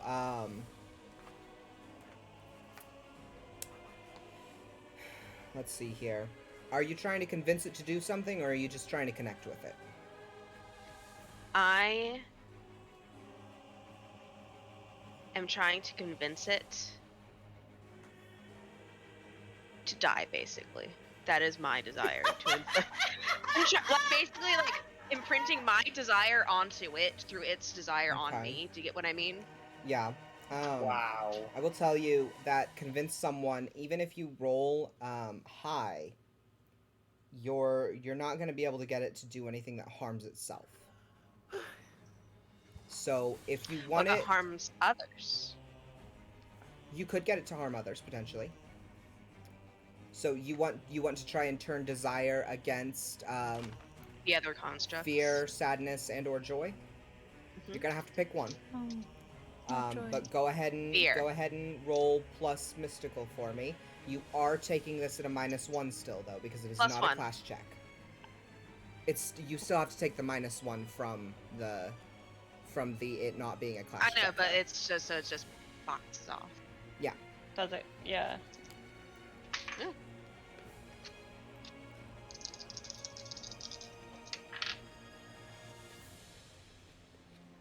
Hey, Scotty. What? 12. Woo! All right. So you do successfully turn desire against. You said fear. Yes. Okay, you turn desire against fear, and desire lashes out with these red beams red beams that wrap around fear. So fear is now restrained by desire. There's a metaphor in there somewhere. Probably. Yeah, it's not very. Yeah, you don't have to look very hard for it. It's there. Yeah. What would the rest of you like to do? I would like to transform, and I have decided how this is going to look. Like I said, Harper grabs this jeweled pendant, and this blue light sort of explodes outward and kind of wrapping around and up their arm, sort of like almost spiraling up it, is this. It looks almost like cloth, but when it solidifies, it's like armor.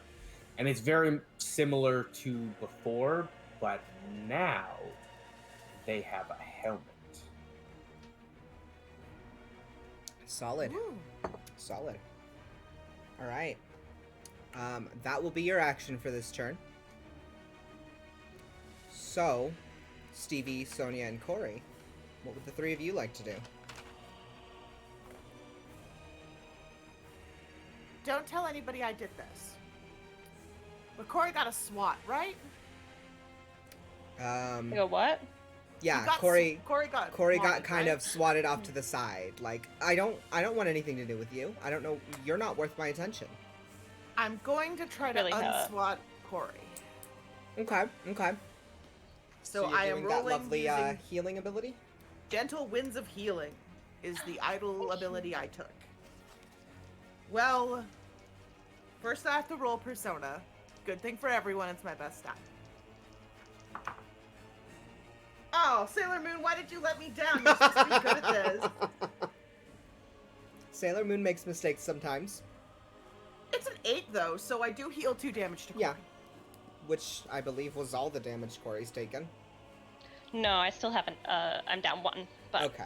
that's still Close pretty good. to all of it. Yeah, thank you. All right. So, Corey and Stevie, what would you two like to do?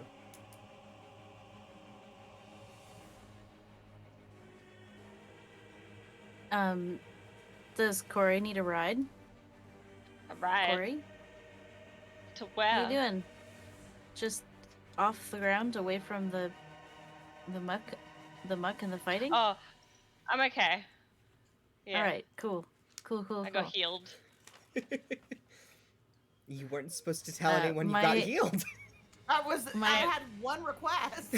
I got healed by a magical bee. myself. I don't know. Yeah, it was a bee. I'm allergic to bees.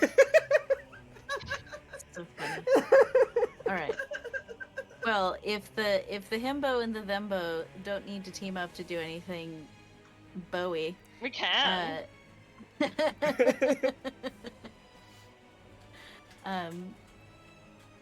I think I'm just gonna keep playing my little steel drum and flying around with the joy construct and putting biodegradable confetti everywhere. Alright. There's lovely colors. Some of the handfuls of confetti are rainbow. Some of them are trans pride colors. Some of them are non-binary pride colors. There's a lot. It's a lot of celebrating going on. So I need you to go ahead and And I roll think another I'll- plus emotional check. Okay. I think I'll also start handing water bottles out to people so they can hydrate before they dehydrate. Yes. Don't make me noodle I'm your like- shoes, folks. I'm like Pride, the people at Pride that make sure everyone is taking care of their bods.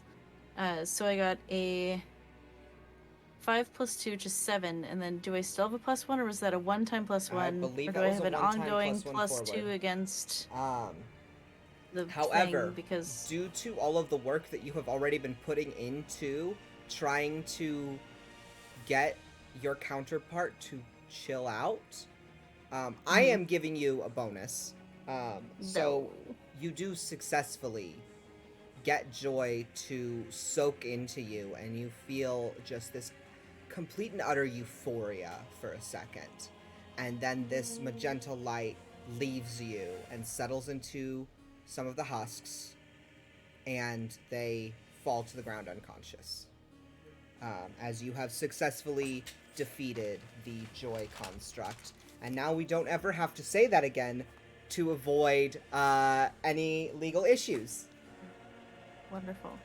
I'll put little pillows of the little bags of confetti under all of the sleeping husks, former husks, Oh, heads as pillows. Nice little So they'll wake pillows. up and have fun little things to delight them when they wake up. Right, so And a I water bottle next to their heads so believe they can hydrate. we're back to the top. No, I haven't. You haven't. Right. Haven't. Corey, what would you like to do? Sadness. I'm not.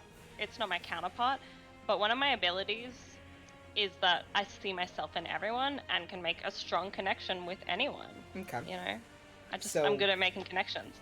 So I want to go to Sadness, and tell it about how many times I've failed working with Meringue, how hard it's been, and like share my sadness with my experience to try and form this connection with it. Yeah. Yeah. Yeah. Go ahead and roll. It was plus persona for you. Go ahead and roll plus persona. That's a 9. It's a 9. So you do get +1 forward against the target, and you feel like sadness is starting to coalesce the way that the others have. But it's not ready to make that leap yet. It's okay. Take your time, buddy. Okay. So we are now at the top of the round.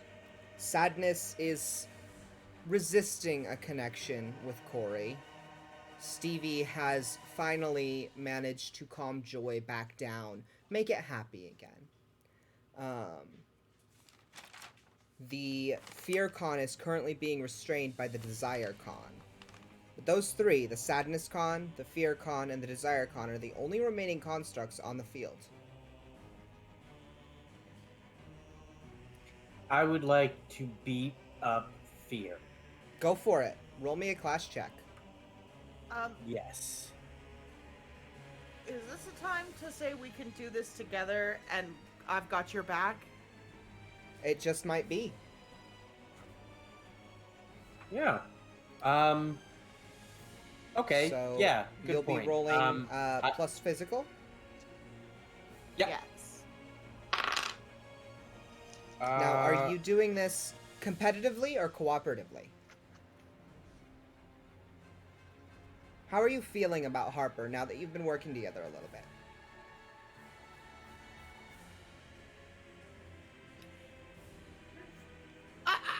If there's anyone here I would feel cooperative toward, it is Harper. I think that the display of detransforming, like, touched Sonia. Like, okay, you're a delicate baby who needs my protection. All right. So yeah, roll me that plus physical.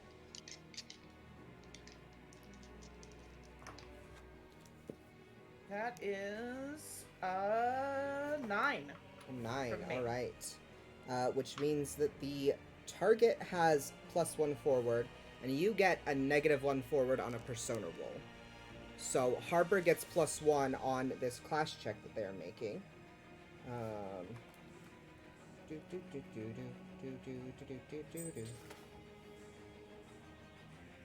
And Harper also has a power point. You can spend 1 power point from your power pool to get an additional +1 on a roll. Let's see here. And that is the only thing you can do with a single power point. I think I also give an additional +1 forward because my loner ability is not a team player, Okay. which says I always give +1 forward to whoever I help when I do we can do it checks. All right. So then, yeah, it would be +2 forward. So Harper gets a +2 on this check. And that would be a 10. Fantastic. So you get to choose one of the extra effects. You take +1 forward or give +1 forward to another hero. You inflict +1 extra harm. Extra harm. What was your what was your physical again? 2, so 3. 3. All right. You watch. Fear doesn't shatter, but fear does crack. And you watch as fear expands, and it sort of takes on an amorphous form. And I would like you all to consider some of the things you are the most frightened of, because that is what fear appears to be to you, as it is pulled into the fray properly. Us or our character? Your character, and you, frankly. Now, is this like a we see it and no one else sees it? Or is this like it's an ever-shifting thing and people are going to see some of the things that we hold as our deepest fears? It's just you. Okay. So no one knows why Harper is emotionally broken then. Yep. No one knows. You just all get to feel a certain strike of terror within yourself. This terror does not have a Fine. mechanical effect, but it can have any flavor effect you guys would like to apply. I'll shake it off. I'm tough. Okay. Yeah. So Corey is inspired by Taylor Swift. Yeah. Corey loves Taylor Swift. the fear con has been damaged. It has swollen and begun to display the things that you are most frightened of. Harper and Sonia have acted. Corey, Stevie, and Chandra, what would you like to do? I want to connect with fear. No, not fear. Sadness. Okay. I'm trying to. I tell it about the time I stayed up really late to study for a test. Worked really hard, and then I still failed, and that was really sad for me. Go ahead and roll that plus emotional, or plus persona. Excuse me.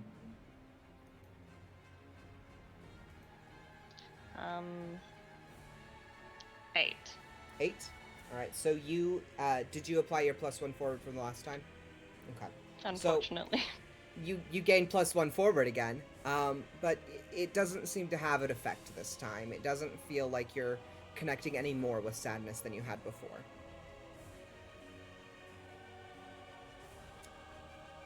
Chandra and Stevie.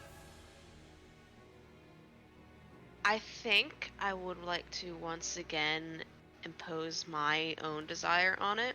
Okay. And I would like to impose the desire of home and the safety of it. Okay. So go ahead and roll plus emotional, or excuse me. Actually, no. This time it is going to be plus emotional. 7. 7. All right. So it turns its gaze on you again. Desire does, and its grip on fear lessens, and fear easily breaks out of Desire's hold as Desire turns its gaze on you once more, like it's sizing you up. Stevie, what would you like to do? So did you say that the joy construct integrated into me? It did, and then it left to go return that emotional energy to the husks that it had been taken from. Okay. So then what effect did the fear thing have in my proximity? Because then I thought I heard you also say that the joy construct turned into something I was scared of. No, so the fear construct turned into something that you are scared of. If you look at the okay. fear construct, you see something that terrifies you. Whatever it might be.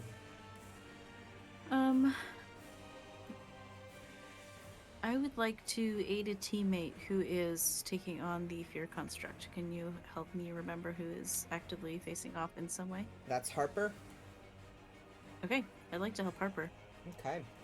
You So can real do this, quick, Harper. I want to know how you're feeling about Harper. Are you feeling competitive or cooperative toward Harper? Usually cooperative. Okay. And then you've got a choice of 4 options. You've got I've got your back, you can do this, 2 heads are better than 1, or supernatural intervention. I think you can do this. Like, even though you're scared, you can do this. Like, you are stronger than your fear, and with friendship, we can defeat the fear. All right. So you're gonna go ahead and roll plus emotional. I got a 6. You got a 6. All right. So That's with no modifiers. let me I don't know see if I here. have any bonuses. I'm struggling to track all the bonuses. Your actions have put you both in danger. You don't have any power points right now, unfortunately. But that cooperative relationship that you had breaks.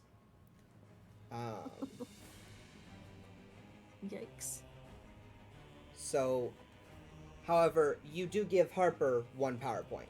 That still happens. Let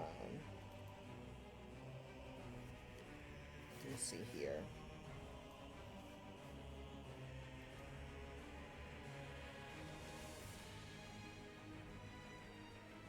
I believe that's back here.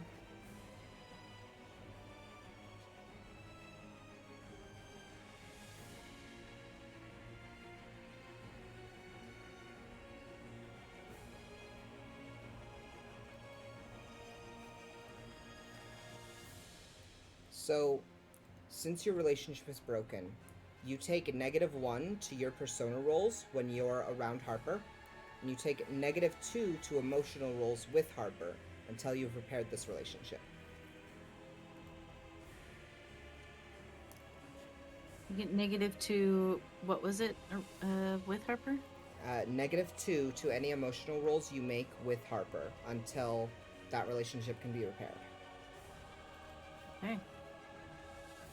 My Gotta- goodness. We're So, gonna sort out our that- differences, I guess. yeah, that connection you thought you had with Harper, it's just not quite there. Harper doesn't seem to trust you. All right. However, Harper does get 1 more power point, which should bring them up to 2. We are now at the top of the round. The Fear Con has broken loose from Desire's hold. The Desire Con is still running rampant, and the Sadness Con is... It's not sure. It's not sure yet. What would you all like to do? I had a thing. Mm-hmm. I have 2 power points. Yeah. Can I do a... Oh, no. Never mind. I thought real I could quick. do a team attack. With 2 power points, you can gain advantage on your next roll, which lets you roll 3d6 instead of 2d6 and drop the lowest roll. So that's if you spend 2 power points. Okay. And to do a team attack, I assume I would have to spend that many points, or is it all of us? Let me see here. So it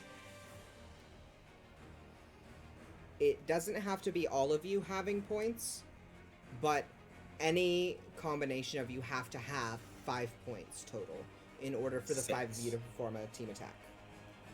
6. Right. Yes, excuse me. 6 or more. Yeah. And I think only me and Sonia have PowerPoints. Well, we could, I don't know, Unless do more. We can do this together and do we give us start more. with a PowerPoint or You start with no PowerPoints at the beginning of every okay? every Then session. I am going to use 2 PowerPoints to gain advantage on my next roll against this thing. I might not trust Vesti, but their words did move me. Oh, thank God, because that one was a 1. So that would be 11. All right. And you're clashing with fear? Yeah. Oh, sorry, clash. That would be 12 then. Sorry, All right. 12. So you choose 1 extra effect, take +1 forward, or excuse me, you choose an enhanced effect. All magical heroes get +1 forward, you suffer no damage, you inflict double damage, or you force the enemy to flee. As you watch, you deal 3 damage, 2 damage? 2 damage. As you watch fear shatter. Then I will give all magical heroes +1 forward. Fantastic. You do take 1 damage from fear as you successfully strike out and shatter it. And fear bursts apart, and you watch that emotional energy soak back into husks. And you watch that dark miasma around the amphitheater shudder and fade. And you, all of you, your attention is drawn to the stage of the amphitheater, where you see standing center stage a lone figure. A young man in almost a tuxedo. The coattails, however, instead of being what you would expect from a tuxedo, that square hem, the coattails flow and flourish out into this almost rainbow peacock feather, like peacock tail. And you see this sharp green line cutting down the lapels of the tuxedo coat. And you get this odd sensation of familiarity. Like this person should be one of you. And yet, at the same time, you know beyond a shadow of a doubt that this person is the one who has been draining the city of its emotional energy and creating these emotional constructs. And I need you all to choose a condition and take it upon meeting for the first time Envy.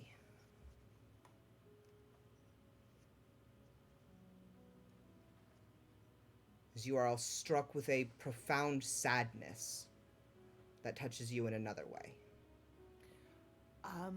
I'm going to take isolated.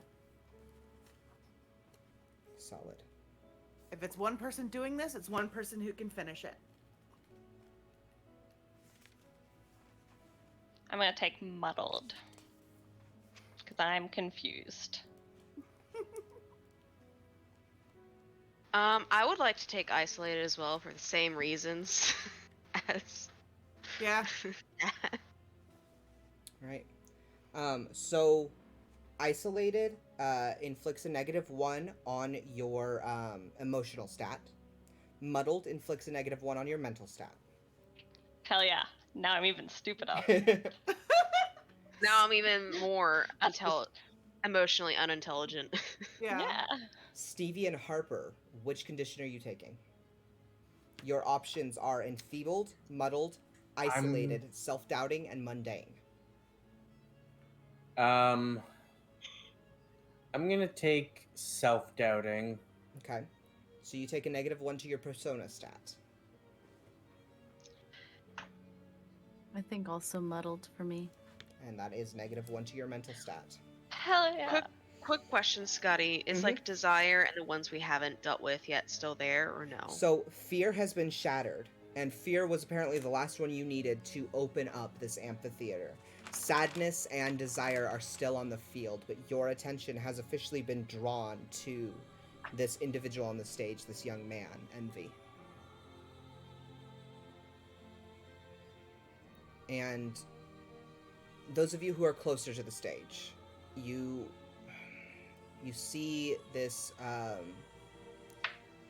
you see this man, and the look on his face is, it's the look of someone who's given in to the more negative emotions that they feel. They've given in to their own self-doubt, their own sorrow, their own self-loathing. They've given up, They have all conditions. basically. Well then. Before any of you can act, Envy steps forward, and you see them sweep a hand out, and following his hand is rays of light in many colors, and you see Desire's attention turn back toward Envy for a moment, and you also feel this pulse coming from Envy, and I need you all to roll. Need you all to roll emotional. You tricked me with a trap. You did a trap to me. So Casey got an 8 and Stevie got a 7. All right. And this is Chandra after got a 5. my -2. Yep. Chandra got a 5. Sonia and Corey. That is a 9. Okay. What did you get, Corey? 3. So Corey and Chandra, you are struck with self-doubt. You're not sure that you can fix this. Welcome to the club. You're not sure that you can reach out to Envy and either defeat him or help him. You're not sure that you're capable of that.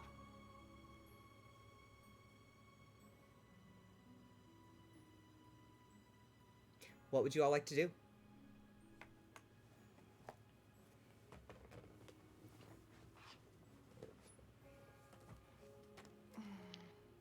I would like to keep my wits about you.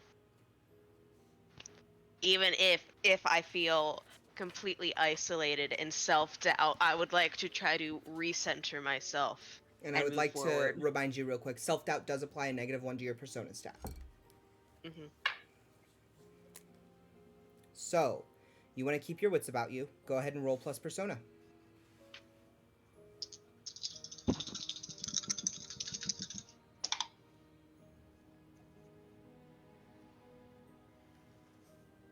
Once again, a 5. 5. Great. So, unfortunately, you're going to suffer another condition. Ruh-roh. That's what happens when you roll a 6 or less on keep your wits about you. So Ruh-roh. as you try to gather yourself, you try to steel yourself because you know you should be able to handle this. You start feeling yourself disconnect from that power that you gain from disgust. And you feel mundane. You take a -1 to your mystical stat. Ruh-roh. We're in trouble, Scoob. What would the rest of you like to do? I would like to keep my wits about me Okay. and try to approach Envy. Be I need careful, you to Casey. roll plus persona. Be careful. It's yeah. Must get party wipe on one shot because of conditions. I got 10. You got a 10. With All right. yeah. So you feel like you can't do this. You feel like you're not good enough. You aren't connected enough with trust. You aren't, you're not there yet. You can't do this. But you also feel like you have to try anyway. So you do approach Envy.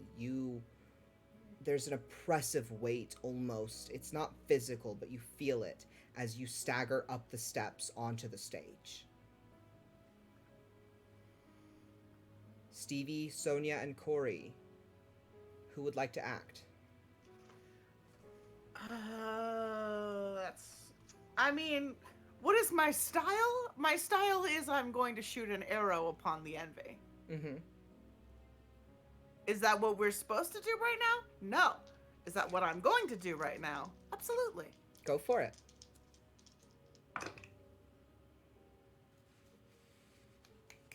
I can do math. 8. 8. All right. So, you fire on Envy, and Envy fires a mimic of your arrow right back at you. Oh, wait. So, how much damage do you do again? 2. 2. You take 2 damage. Owie. Let's see here. I don't like the bad flashy man. Don't worry. He doesn't like himself either. Oh! I would like to say that while Chandra was trying to like recover herself and failing, she just slowly started drifting down to the ground and just slumping onto is- her knees. yeah. Corey and Stevie. I might not be able to do it. Maybe I don't believe in myself as much as I did, but I believe that it can be done, and Harper's going in there, so I'm going to assist Harper. All right, so you're going to do We Can Do This Together? Are you feeling cooperative or competitive with Harper? Cooperative. Cooperative? All right, go ahead and you have to choose. I've got your back. You can do this. 2 heads are better than 1 or supernatural intervention.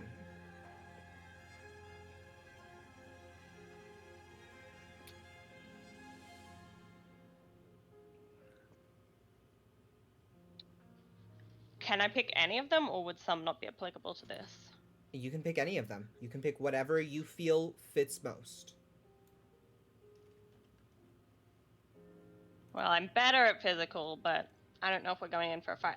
Do you look like you're going in for a fight, or do you look like you're going in to talk? I look sort of like I'm just going up there to stand against them.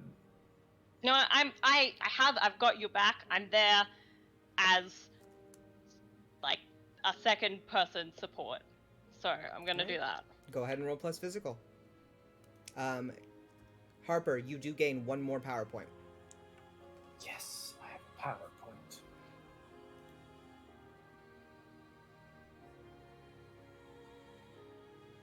What have you rolled? That doesn't seem like a good There's fate.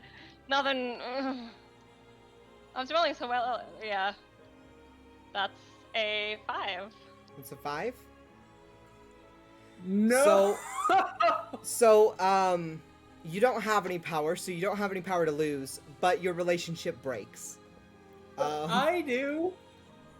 Yeah, but you Because can't. it won't literally take your says, though, power. the target loses 1 from their That's power pool. competitive, not Oh, cooperative. cooperative. Sorry.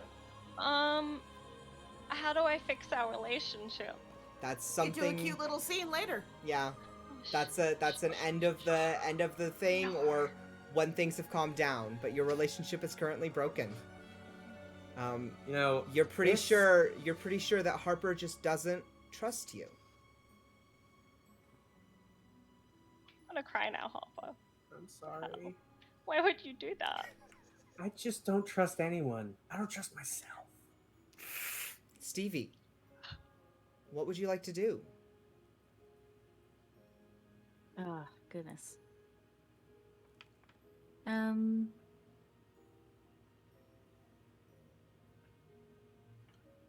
I've been trying to come up with some sort of creative solution.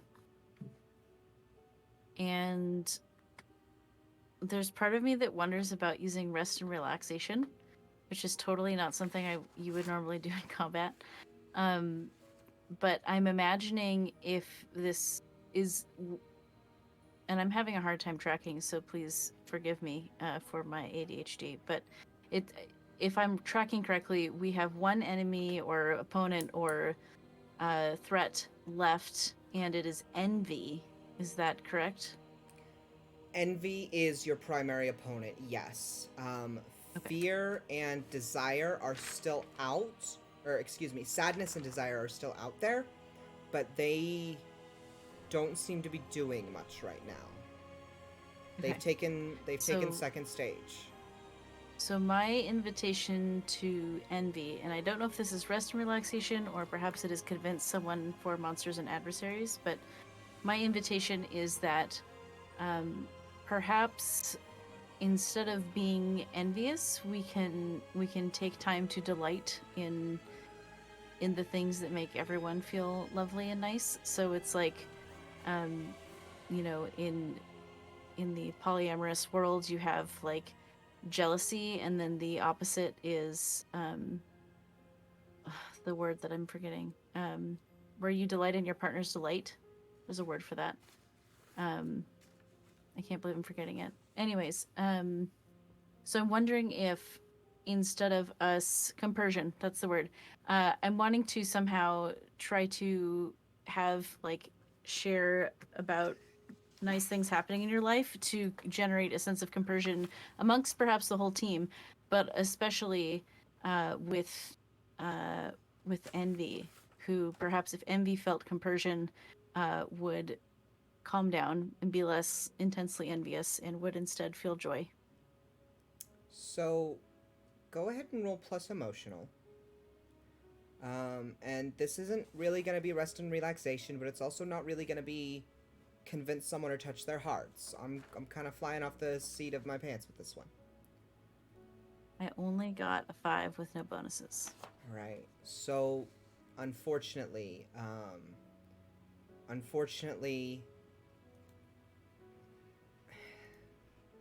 you don't break that cold armor that Envy has around them. Unfortunately, Envy continues to regard you coolly and with a level of disdain.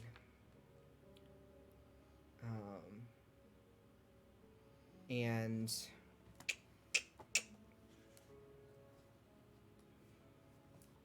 remind me what condition you took earlier?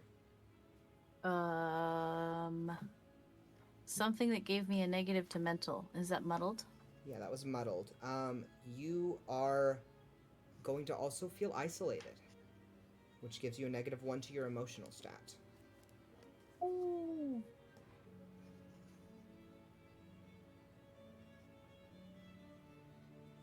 So it's time to regroup. We're not doing too well, guys. It's only been one round. Envy is almost going to ignore you as they reach out and light dances on his fingers again. And you see out of the corners of your eyes, because you can't quite look away from Envy, you see emotional energy start flowing out of the husks again and reforming new emotional constructs. We need to do it together, y'all. As a team, with the power of friendship, we can take him down. Sure. Yeah. So what would you all like to do? Because we feel isolated, I don't think I actually trust in that at all. I'm not isolated, so I still believe in power of friendship. It's self-doubting. I don't think anyone can do this. I'm in like, we're all gonna screw up. We can't do this. No, I'm self-doubting, but I have hope. Have a plan.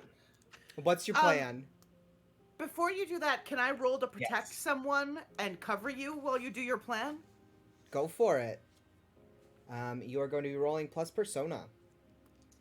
Because I like Harper's plan, and all I know about it is that it's Harper's plan. Touched.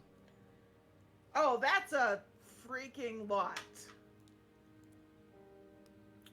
Listen, I knew that Sailor's Jupiter and Mars would not let me down, and the end result was 14. Nice.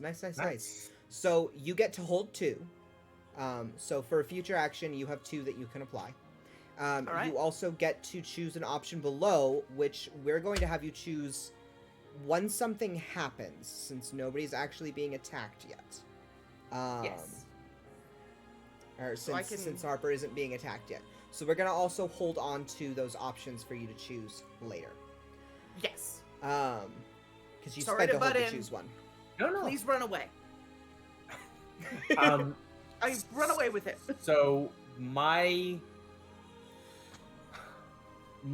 plan is to use the keep your wits about you action to assemble everyone here and hopefully roll well enough that everybody gets a PowerPoint, because that would give us enough to use a team attack. And I mean, it just makes sense if this were an anime. Okay. So go ahead and roll plus persona. Remember that you do have PowerPoints.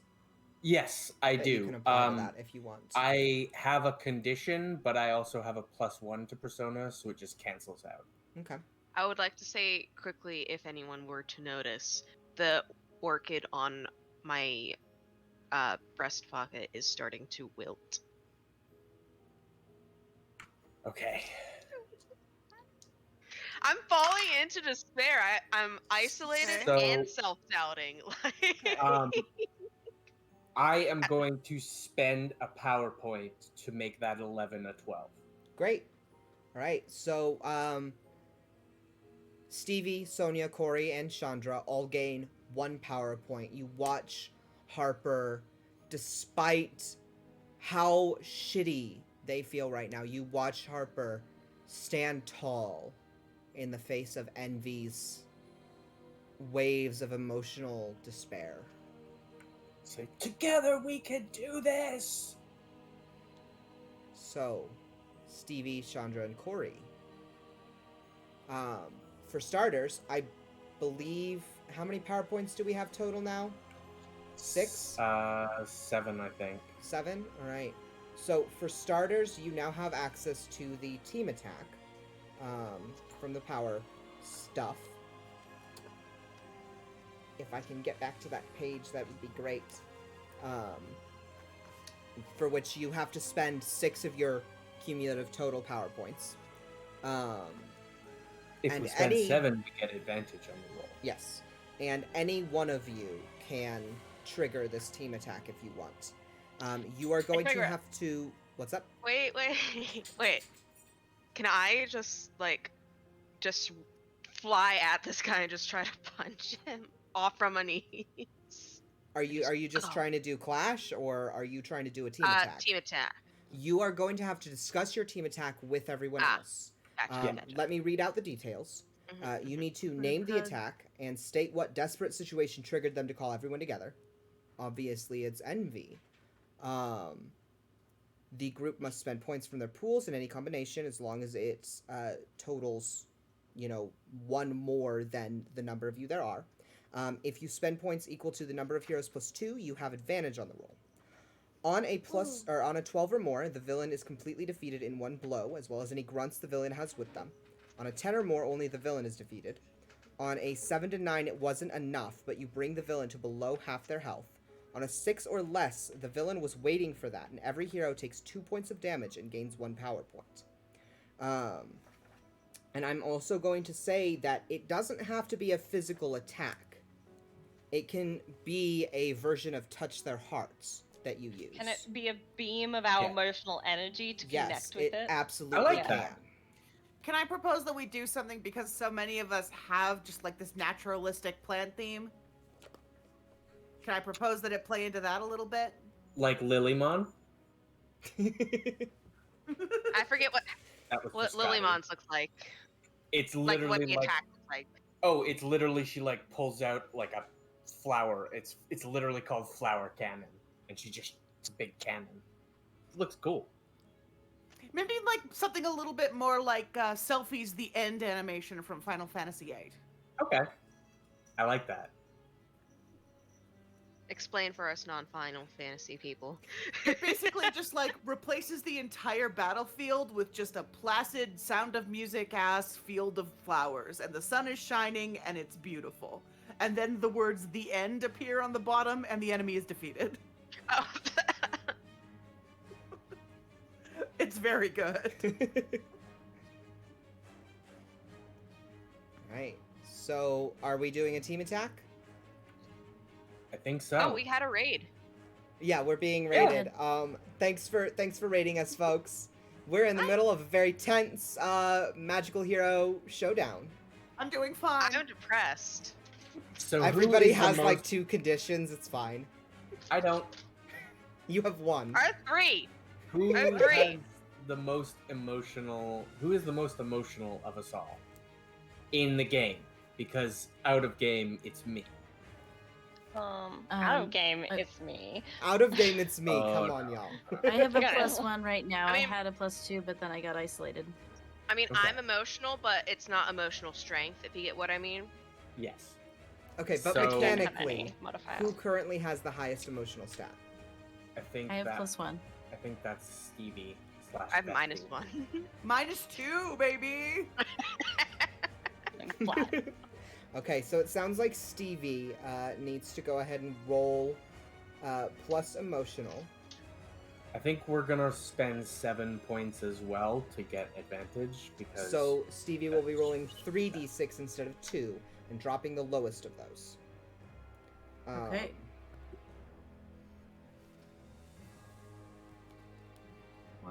Look at what I got.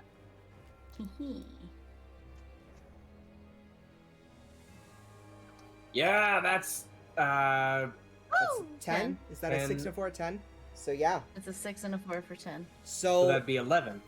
I would like to know, before I describe what you, like, how this plays out, I would like to know what emotions you're all trying to convey to Envy through this team attack. Conversion. Self-disgust. So you want to make Envy worse? I think he's already got that one down. That's what I'm feeling. Maybe you But what do you connect want to convey your to Envy? understanding. You're like, I get it, dude. What Yeah. I would like to convey to Envy is that while it is incredibly difficult to trust people, it is very important, and that even if you get hurt, it's still important to reach out. Right. I think I'm trying to convey the courage to stand on your own without comparing yourself to others. Okay, okay. Corey, what are you trying to convey?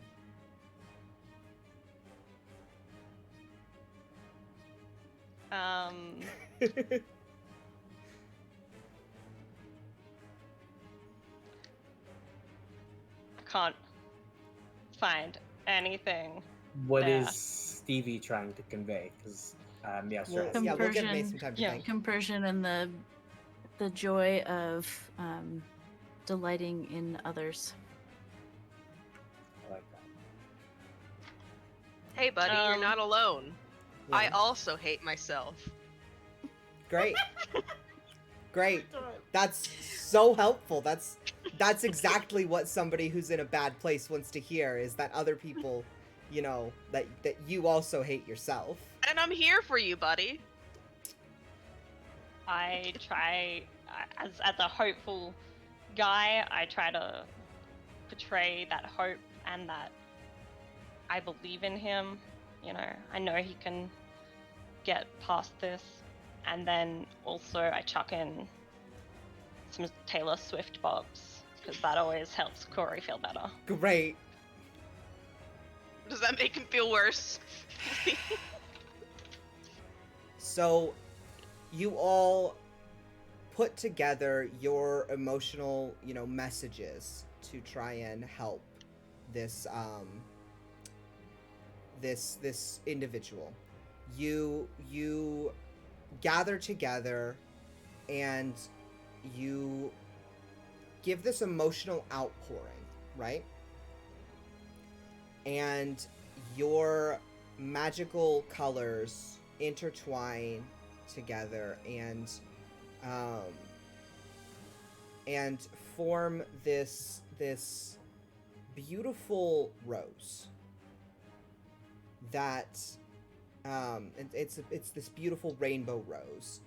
And this rainbow rose, it blossoms up around Envy, who you can just barely see tears pricking at the corners of his eyes as he falls to his knees in the center of this rose, and it envelops him.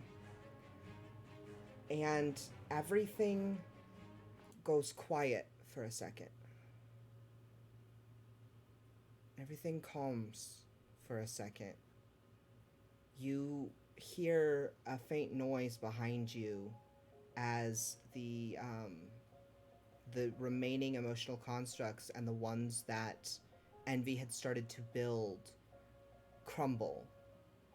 And you can feel that emotional energy returning to the husks that it had originally been drained from, and those people slumping to the ground unconscious as they begin to heal from this emotional trauma. And you all stand there holding your breaths for what feels like days. It's maybe only a couple of minutes, but it feels like days. And the rose eventually unfolds, and you see sitting there a young man in a tuxedo, but that sharp green is gone, and the tuxedo is this like almost velvet purple. And there's still the peacock tail on the coat, but it's much more subdued. It's not half as long because it's not full of stolen emotional energy. And you know that you have healed this young man from, maybe not permanently healed him, but you've helped him come to terms with the self-loathing and self-doubt that he was feeling. You've helped him put it all together in his head and remember that he is skilled, he is smart, he is so good at what he does. And it doesn't ultimately matter if everybody else sees it or not, because he's still good enough.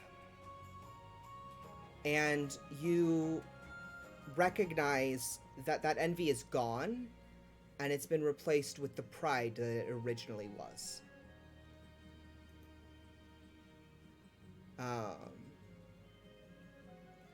And that is where we are going to end the City Drained.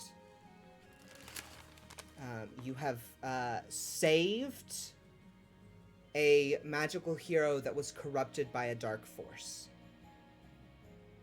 Pride, if we are ever in a position where we can reprise this team of heroes, Pride will be an ally.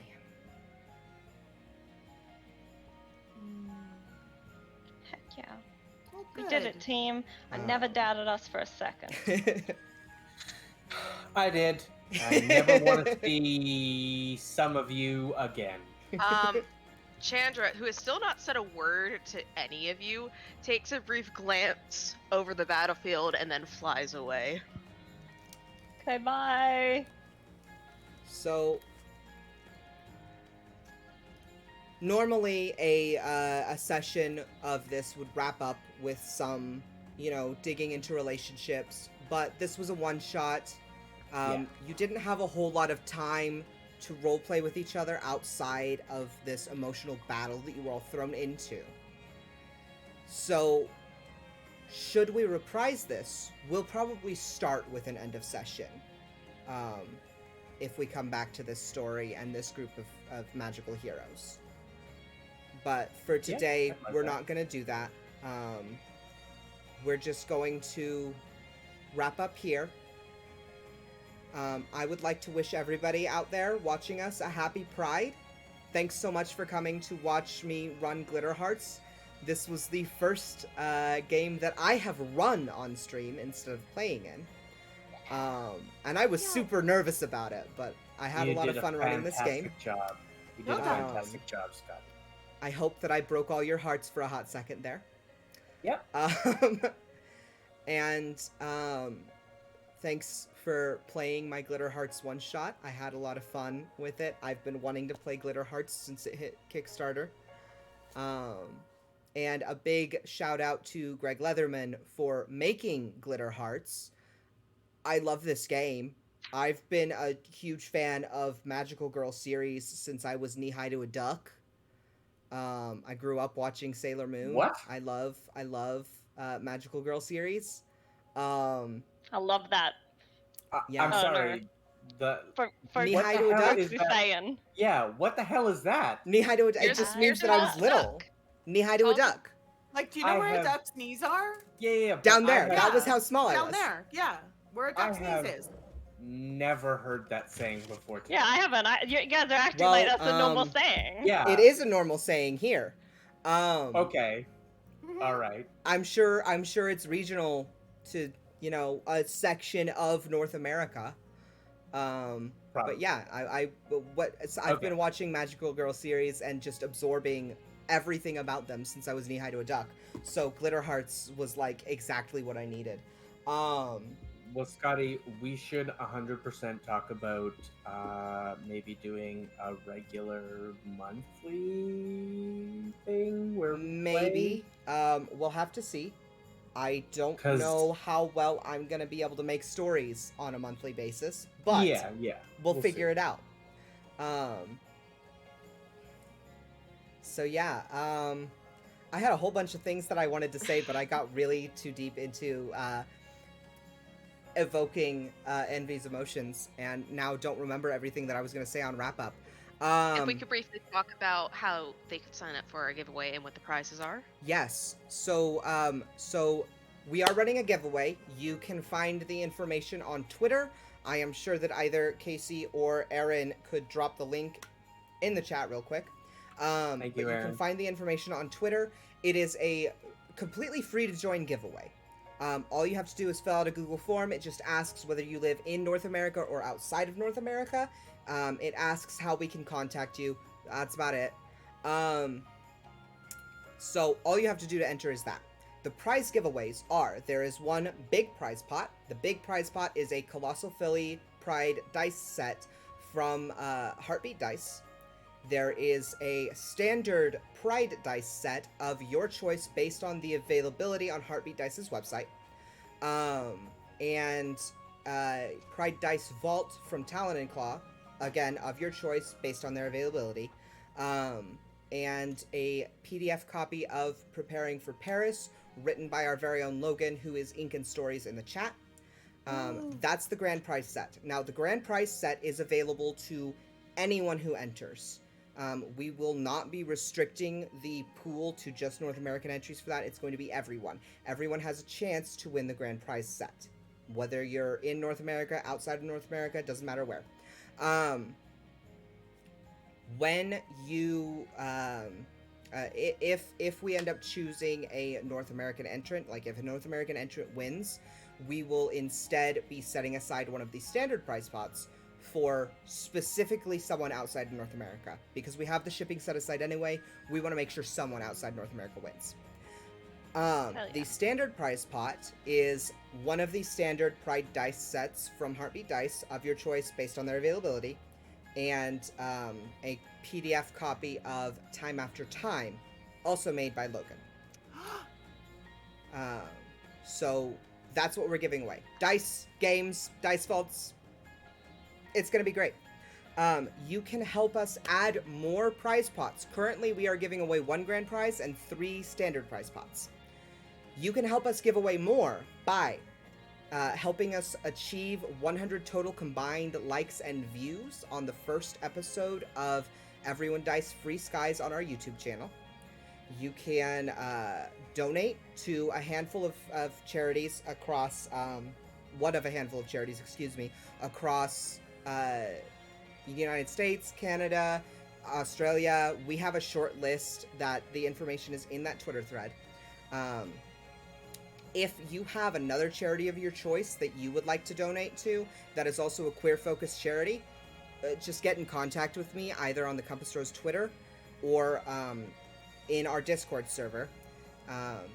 That's going to be how you'll let us know that you have donated to whatever. There is one other way that you can do this through the donation thing, and that is by purchasing from the Tabletop Roulette Threadless store. They are, for the month of June, raising money for... Logan, do you remember what Reed said? Because I don't. So Logan, who I know is in the chat, will hopefully put that information in the chat for me, because I don't remember where Tabletop Roulette is donating all their proceeds this month to. But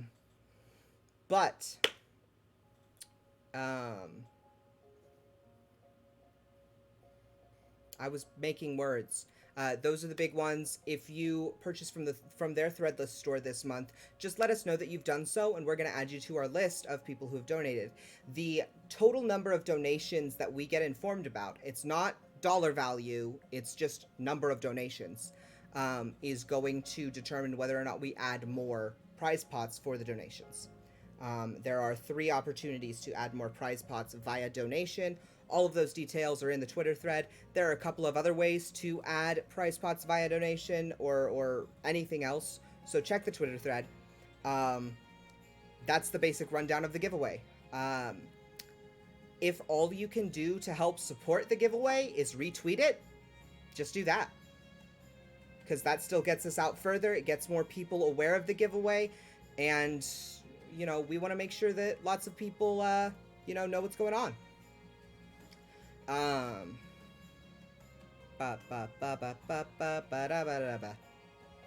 We are playing a few more games before our Pride Month celebration wraps up.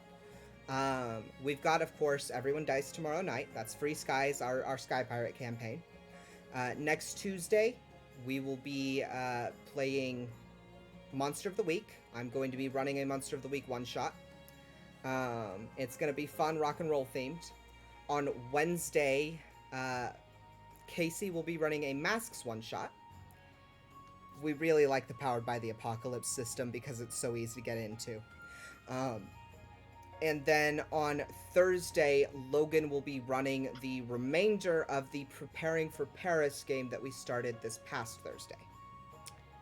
And then, of course, Everyone Dice on Saturday. And that's it for our Pride Month, scheduled Pride Month celebrations, if I remember correctly. Friday, we have... right, that video. Kel and May are putting up...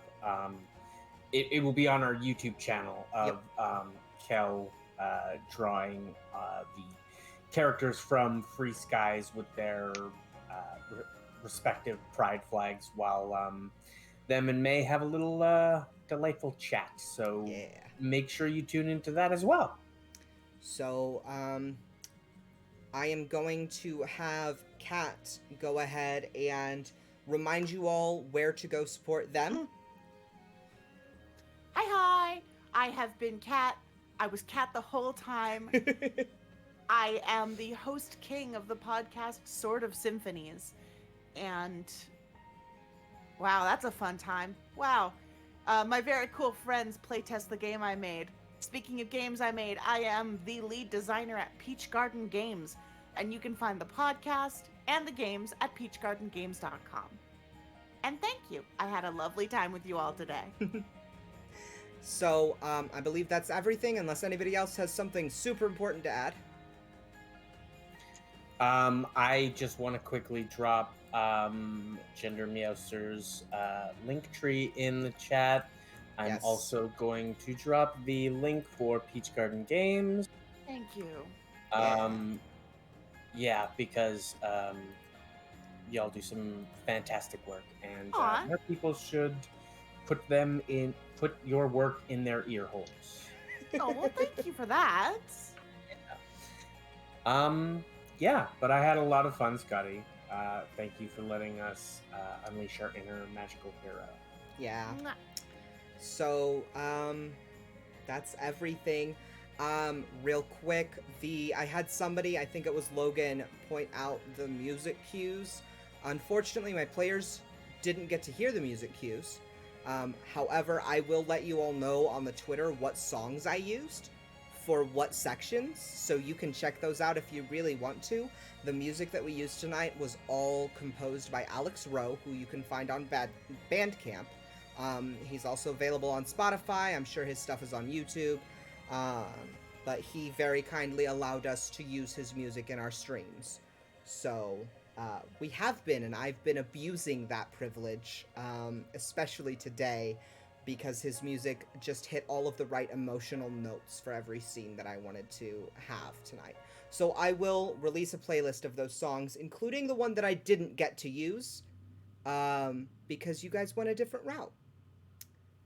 There would have been a different finale song if you had physically defeated Envy. I tried. I know you did. That's fine. We couldn't hear it either way, Scotty. Yeah, I know. But our viewers got to. So, yeah.